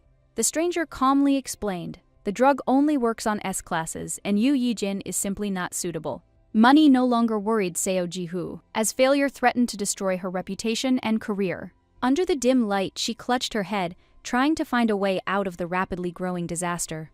Nuna and Han Li-hyun stood nearby, their satisfied faces only adding fuel to the fire. Then the man revealed his trump card. There was a solution that could solve this dangerous problem. So Ji-hee's purple eyes flashed with hope, and anxiety momentarily gave way to greedy interest. She leaned forward sharply, wanting to receive the life-saving medicine immediately and without waiting. The stranger smiled and demanded in return a favor on which much more depended than it seemed. So Ji-ha froze under her interlocutor's heavy gaze, realizing that the price of help would be high. Baek Yul increasingly sought out meetings with Yu Yi-jin, and her interest in the cold girl turned into a real obsession. By the sparkling water, Yu Yi-jin trained alone while Baek Yul watched cautiously from behind the door, waiting for her chance. Yi-jin's sharp gaze met Baek Yul's without warmth, causing her to nervously clutch the edge of her jacket. Baek Yul tried to move closer, but a wall of wariness and silence rose between them again. Yul's face, leaving her alone with yet another failure and frustration. The next morning, Yul returned with a new dose of enthusiasm, determined to break the ice between them at any cost. But the attempt was again dashed against a closed door, and Yul's patience was becoming increasingly fragile. Another day later, Yujin suddenly spoke first, leaving Yul at a loss for words. Yul stood frozen in the middle of the hallway, trying to believe that she had finally stopped being completely ignored. Inspired by her success, she gave a long speech, hoping to get closer to the dangerous and mysterious Yujin. Left alone in the evening, Yul recalled with a heavy sigh every failed attempt to get closer. In the cozy living room, Han Li-hyun handed her a cup of herbal tea and sat down quietly next to her. Warm steam rose from the cup, and Yul wearily clasped her hands around it, collecting her thoughts. Han Li-hyun listened carefully to Yul, realizing how much Yujin had touched her. Yul was busily making plans to help Yujin, unaware of how dangerous her concern had become. Sitting on a light sofa with a cup of tea, Yul was already thinking of a new way to gain Yujin's trust. Han Li-hyun cooled her ardor sharply, reminding her that obsessive kindness sometimes does more harm. These words made Yul freeze with wide eyes, and her anxious thoughts started spinning even faster. The memories of Yujin's training, her falls, and constant attempts to cope with everything alone came to mind. Han Li-hyun calmly drank tea and asked directly why Yul was clinging to that girl so much. Under the gray shades of memories, Yujin appeared, her condition becoming more and more difficult day by day. There was silence in the room for a few seconds as Han Li-hyun carefully chose his words. Yul prepared to argue, but the serious tone of her interlocutor made her listen attentively further. Han Li-hyun suddenly leaned closer, depriving Yul of her usual sense of security and control. His face was very close, and his scarlet gaze revealed a dangerous interest that was already difficult to hide. Yul flushed with embarrassment when there was almost no distance left between them. Amidst the soft pink hues, Han Li-hyun moved even closer, completely throwing her off balance. Heart of Yul's heart beat faster as the cold and dangerous man suddenly appeared too close. Han Li-hyun quickly changed the subject, hiding his dangerous thoughts behind a slight smile and talking about the new gates. Yul adjusted her hair in confusion, trying to figure out what exactly the cold S-class was hiding. Against the light background, Han Li-hyun looked harmless, but behind his soft smile hid a dangerous man. Yul's cheeks flushed red and her heart began to beat faster after their recent intimacy. In her thoughts, Han Li-hyun already resembled a jealous predator, ready to protect only his own. At the pool, Yujin glanced over her shoulder, greeting the new day among the blue reflections of the water. Yul appeared with a wide smile and enough energy to fill the entire training base. Without wasting any time, she slipped inside, blocking the passage and causing Yujin to stop. The door slammed loudly, and Yujin looked with displeasure at the guest who had disturbed the order. Yul nervously laughed it off, covering her persistence with her usual friendly chatter. Yujin demanded dryly to clear the way, not intending to give in even under pressure. Yul stood her ground stubbornly, determined to get an answer at any cost and not back down. A second later, her knees wobbled and her confidence crumbled faster than she expected. Yul calmly extended her hand, while I was acting out another little scene. Their fingers touched under the golden light, and Yul immediately perked up with joy. Yujin suddenly tensed up, not expecting such contact and the overly warm reaction on the contrary. Yul laughed sheepishly, trying to turn the awkward moment into a normal accident. Yul shifted awkwardly by the pool while Yujin greeted her with a cold and wary silence. Beaming with joy, Yul quickly introduced herself, ready to make friends with her new acquaintance at any cost. Upon learning that she was in front of Han Li-hyun's personal guide, Yujin was surprised by the rare level of compatibility.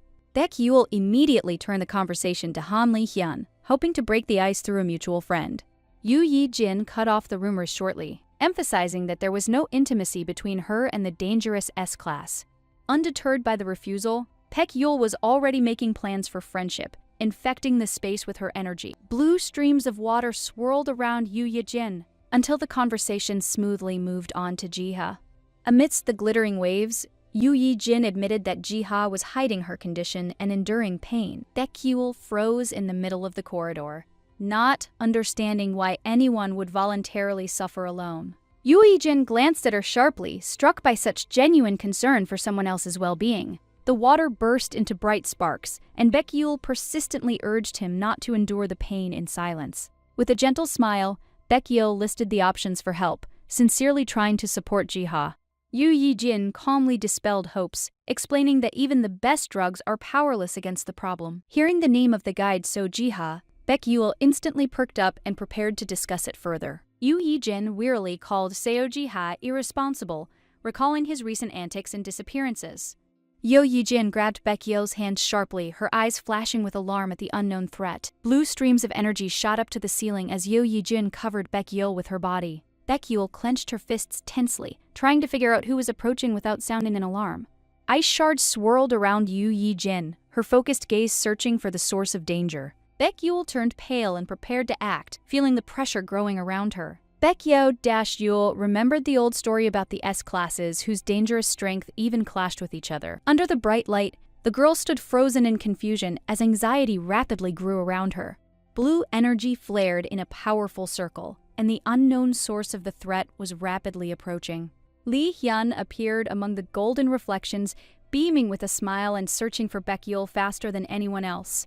Amid the crackling of scarlet lightning, Han Li Hyun and Yu Yijin met each other's eyes, ready to clash. Baekhyul found herself between two dangerous S-classes as the air around her trembled with tension.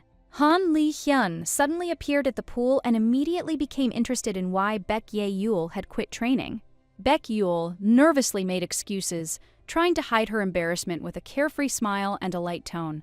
Hearing her answer, Han Li Hyun tensed up, thinking that the girl was going to sneak out without him. Baekhyul quickly dispelled her suspicions, but new disturbing thoughts were already swirling in her head. With a smile, the dangerous S-class reminded him of the greeting while Yu Yijin stood silently nearby. Yu Yijin coldly confirmed the acquaintance, leaving Baekhyul completely perplexed by what was happening.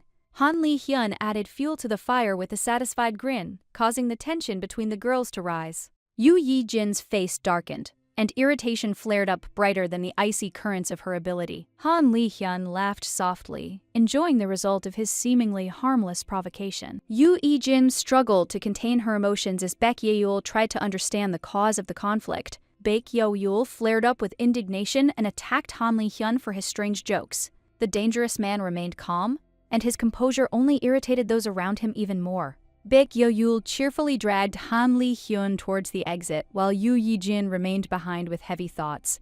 The dangerous Han Li Hyun walked calmly beside her, while Baekhyul taught him basic human greetings.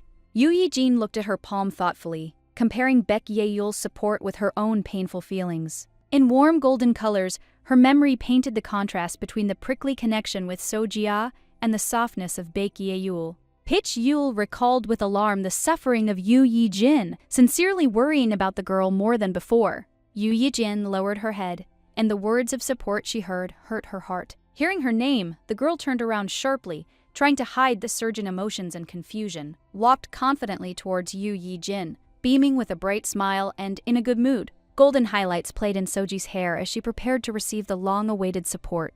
In a golden glow of support, Sojia held Yu Yijin's hands tightly, helping her cope with the pain.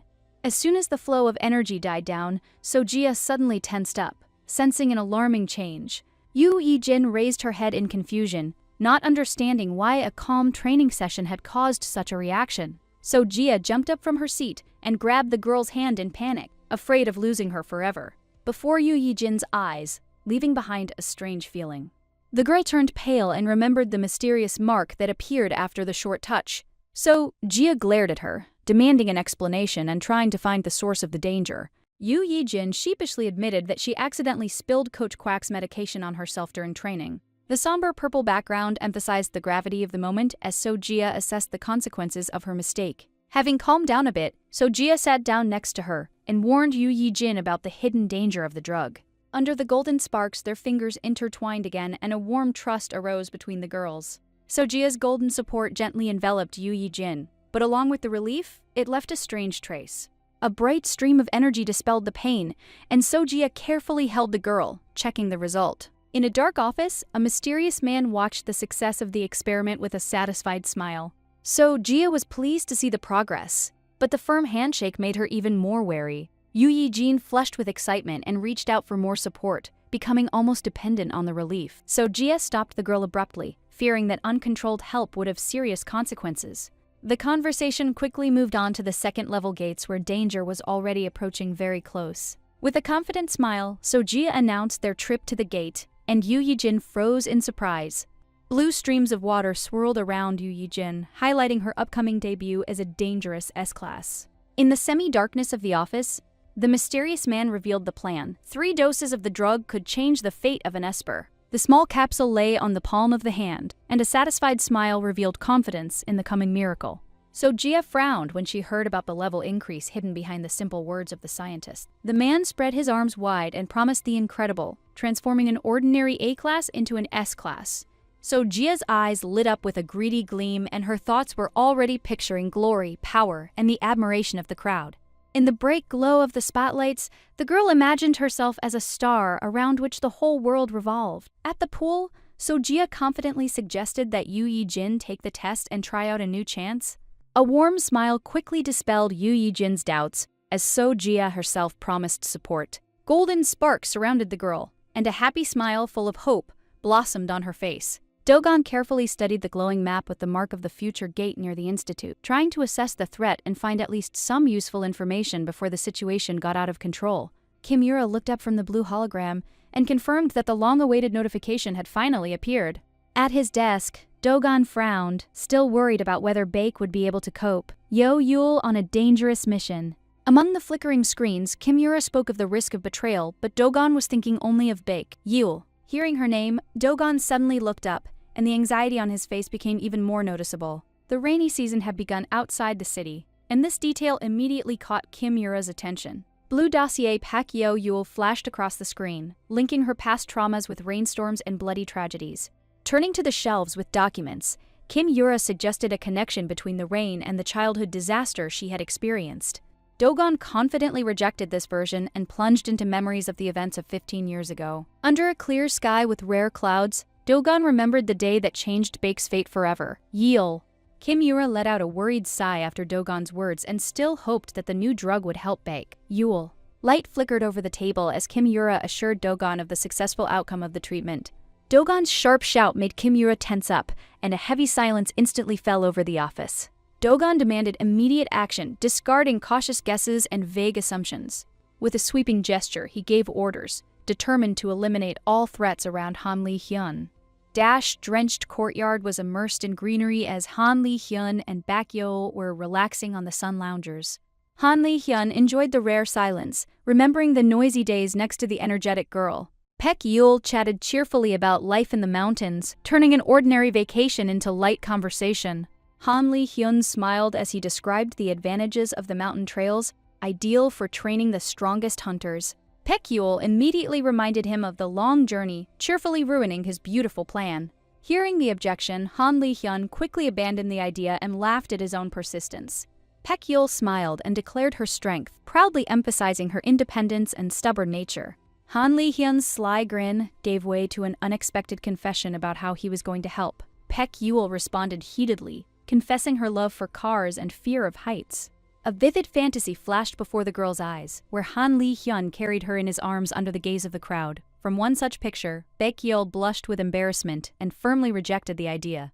Han Li-hyun thoughtfully swirled his glass of juice and remembered his old promise to build a dream house with his friend.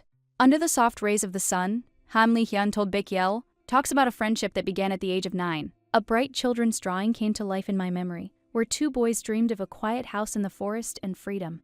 The unfinished frame of the house stood among the stones, and Paek Yul asked curiously about the past. Han Li-hyun calmly confirmed the story and admitted that his friend had indeed treasured that promise. Paek Yul leaned forward in surprise, wanting to know where the person from those old memories had disappeared to. A slight smile touched Han Li-hyun's face as he admitted that his friend never showed up again. Paek Yul stood frozen in confusion among the greenery of the garden, not understanding the reason for her disappearance for such a long time. Gray clouds covered the sky, leaves swirled in the wind, and Han Li-hyun's voice became heavier and quieter. In memory of Baek Yul emerged on a rainy evening, where Han Li-hyun looked lonely and unusually sad. Cold drops of rain shimmered outside the glass as Paek Yul tried to find answers to troubling questions. A sharp roar cut through the silence, and Paek Yul shuddered, pressing her palm to her chest under the alarming flashes of light, a cold sweat breaking out on her hand as her thoughts swirled around the peaceful days left behind. In the blue of the night, Han Li-hyun became alert when a familiar voice reached him through the rumble of the thunderstorm. Golden lightning flashed outside the window, and Han Li-hyun listened tensely to the rain and silence. Having received the support of Baek Yo-yul, Han Li-hyun began to feel her presence much more acutely and strongly. Throwing off the blanket, Han Li-hyun stood up abruptly, certain that what he had heard was not a figment of his imagination. A blue screen flashed in front of him, and anxiety instantly gave way to determination to find Baek Yo-yul. Han Li-hyun opened the curtains, and the cold rain outside the glass greeted him with an alarming noise. A lonely figure stood in the middle of the gray wall of rain, and Han Li-hyun immediately recognized Baek Yo-yul. On the dark screen of the past, little Baek Yo-yul said goodbye to her parents with a smile through the flickering connection. The car rushed forward, and Baek's voice, Yul, trembled with anxiety, trying to stop his family at any cost. Mom turned around with a warm smile, not understanding why her daughter was calling her name so desperately. Purple darkness covered the space, and the impending catastrophe had already begun its terrible countdown. Alarms blared in the streets, and bewildered people began to run under the red sky. Enormous blue gates tore through the air above the city, forcing crowds to flee from the disaster. Father looked in the mirror calmly while Baek Yo-yul understood that there was almost no time left. Through her tears, the mother tried to calm her daughter. Trembled, clasping her hands, and saving her last strength. With a trembling hand, Madam pointed to the safe place where Baek Yo-yul could find help and protection. With a gentle smile, the mother asked her daughter to run faster, hiding her own fear of the end. Baek Yo-yul sobbed and promised to return, and her mother's words shone with warmth amidst the horror. The wrecked car was lost among the ruins, and the memory of her mother painfully squeezed Baek's heart. Yul. A monster with scarlet eyes appeared among the destroyed streets, carefully examining the empty city. A bright green whirlwind cut through the sky and fell upon the monster, changing the course of that tragedy.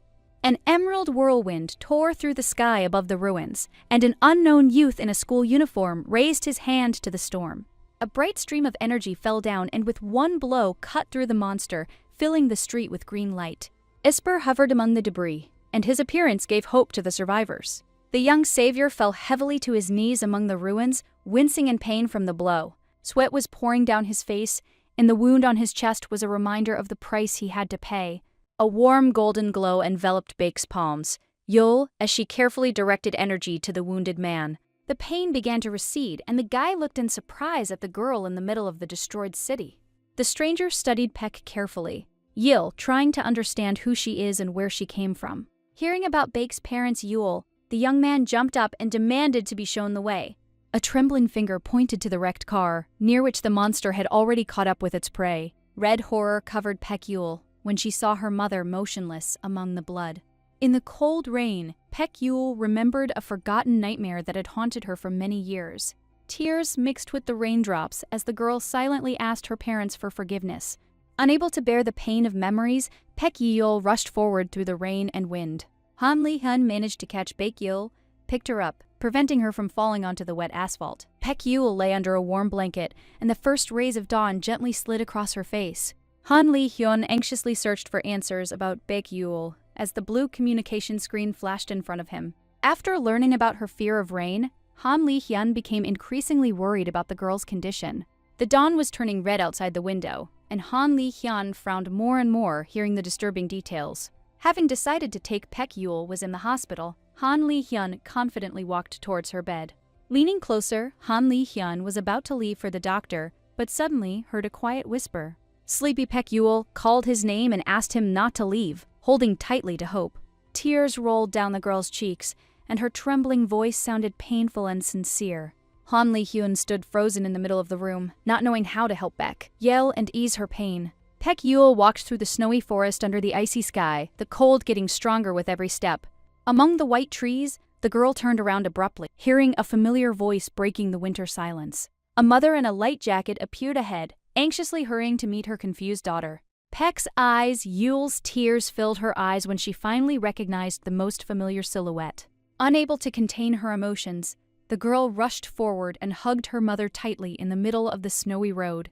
Off to the side, father was calmly clearing snow with a shovel, while Baek Yul was coming to her senses after the nightmare she had experienced. Holding her daughter close, The mother gently calmed her, dispelling the remnants of the terrible dream.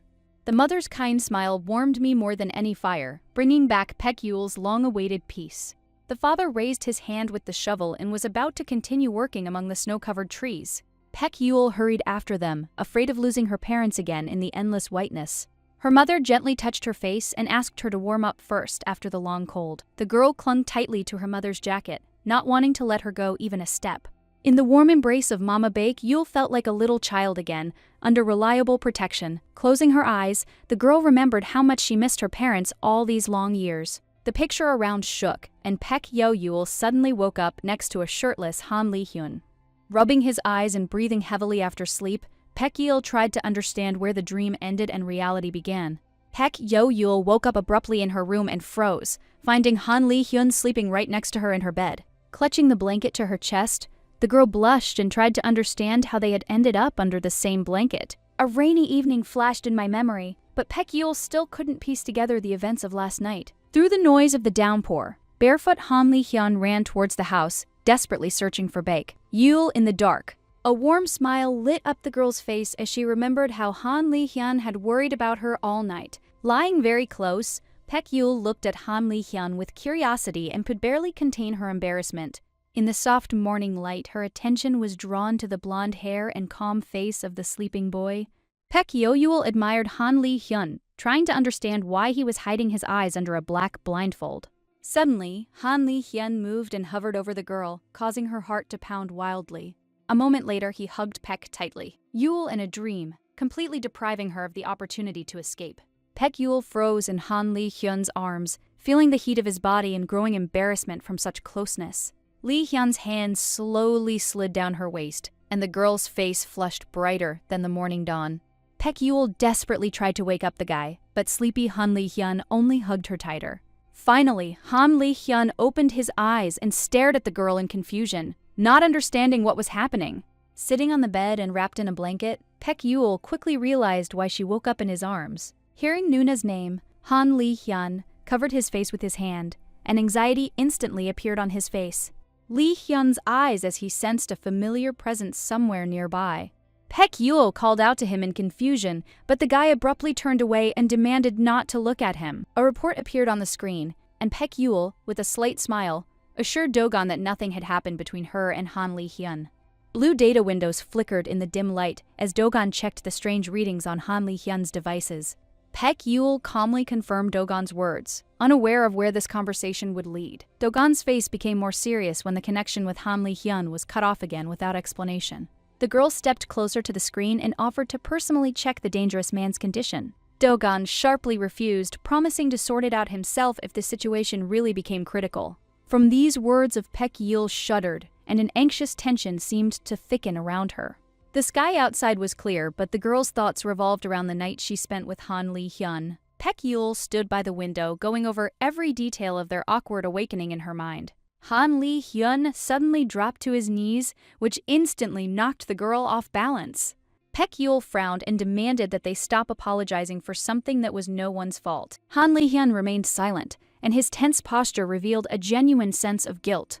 The girl flushed with embarrassment and reminded him that it was strange to apologize for an ordinary sleep together. Paek Yule confidently convinced Han Li-hyun that a simple mistake does not make him a bad person or a monster. Li-hyun's head, causing the girl to freeze in confusion. Falling to his knees, Han Li-hyun painfully recalled her fall and his own frightening reaction. Paek Yule moved closer and reminded him that she had only suffered a slight bruise after falling out of bed. With a bright smile, the girl declared that she was considered one of the most resilient and strong guides.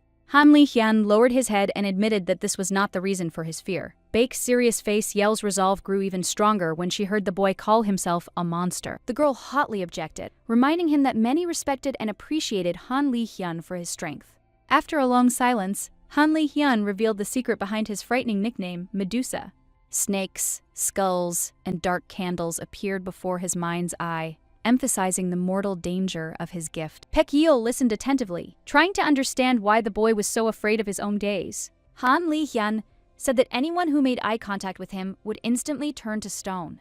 The silhouette of the frozen victim surfaced in his memory, and his clenched fists betrayed the pain of these memories. Han Li-hyun admitted that he still cannot fully control this deadly gift. Through the sunlight, Baek Yul asked anxiously if Han Li-hyun was completely unable to control his power. Han Li-hyun ran his hand heavily over his headband and admitted that his gift was growing faster than he could contain it. Baek's face. Yul turned pale when the boy reminded her that this power had almost gotten her killed. A warm golden glow enveloped the room, and Baek Yul unwittingly helped Han Li-hyun remove the bandage, lifting the weight off his soul.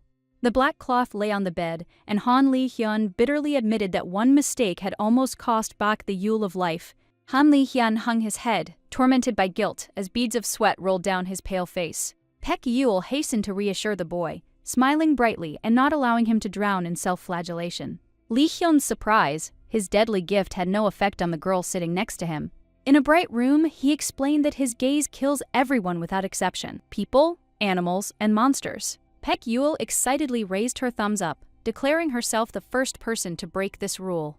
Among the scarlet flowers, Han Li-hyun showed his ruby eyes for the first time, and Baek Yul admired them with admiration. The guy froze in confusion, not believing what he heard, while hope trembled in his voice. With a wide smile, Baek Yul confirmed that she had indeed seen his eyes and was unharmed. The realization struck Han Li-hyun like lightning. In front of him sat the only girl in the world who had survived his gaze. A silence filled with worry hung between them as Han Li-hyun tried to control his emotions. Pressing his palm to his face, the guy admitted that his heart was beating so hard it felt like it was bursting out. Sitting on his knees in the middle of the room, Han Li-hyun felt not fear, but true happiness for the first time. Baek Yul smiled softly, deciding that his body was simply going through too much of a shock. The girl waved her hand cheerfully and joked about his superpowers, not even suspecting that she was only making things worse. Han Li-hyun suddenly flushed with excitement and almost screamed, realizing how dangerous this exclusion had become. In the kitchen, bathed in the morning light, Han Li-hyun, wearing a pink apron, nervously admitted that he had been worried about Baek all night. Baek Yul awkwardly picked at her breakfast with her fork, trying to remember the events after the terrible rain and the strange dream. A memory of the downpour flashed before her eyes, where Han Li-hyun ran through the storm towards the unconscious girl. A thoughtful silence fell over the table as they searched together for an explanation for the unusual memories. Han Li-hyun cautiously suggested the influence of the medication, observing Baek's confused reaction. Yahello. Next to the bottle of pills, the girl wondered if her memory was returning after the disaster she had experienced. Putting down his fork, Baek Yul cheerfully stated that she felt great and was ready to forget about the hospital. The warm light of the bedroom reminded Han Li-hyun of how he had sat by her bed all night, monitoring her condition. Slyly propping his cheek with his hand, Baek Yul began to suspect that the guy cared about her much more than usual. Han Li-hyun instantly tensed up as the conversation suddenly turned to her clothes and the events of that night.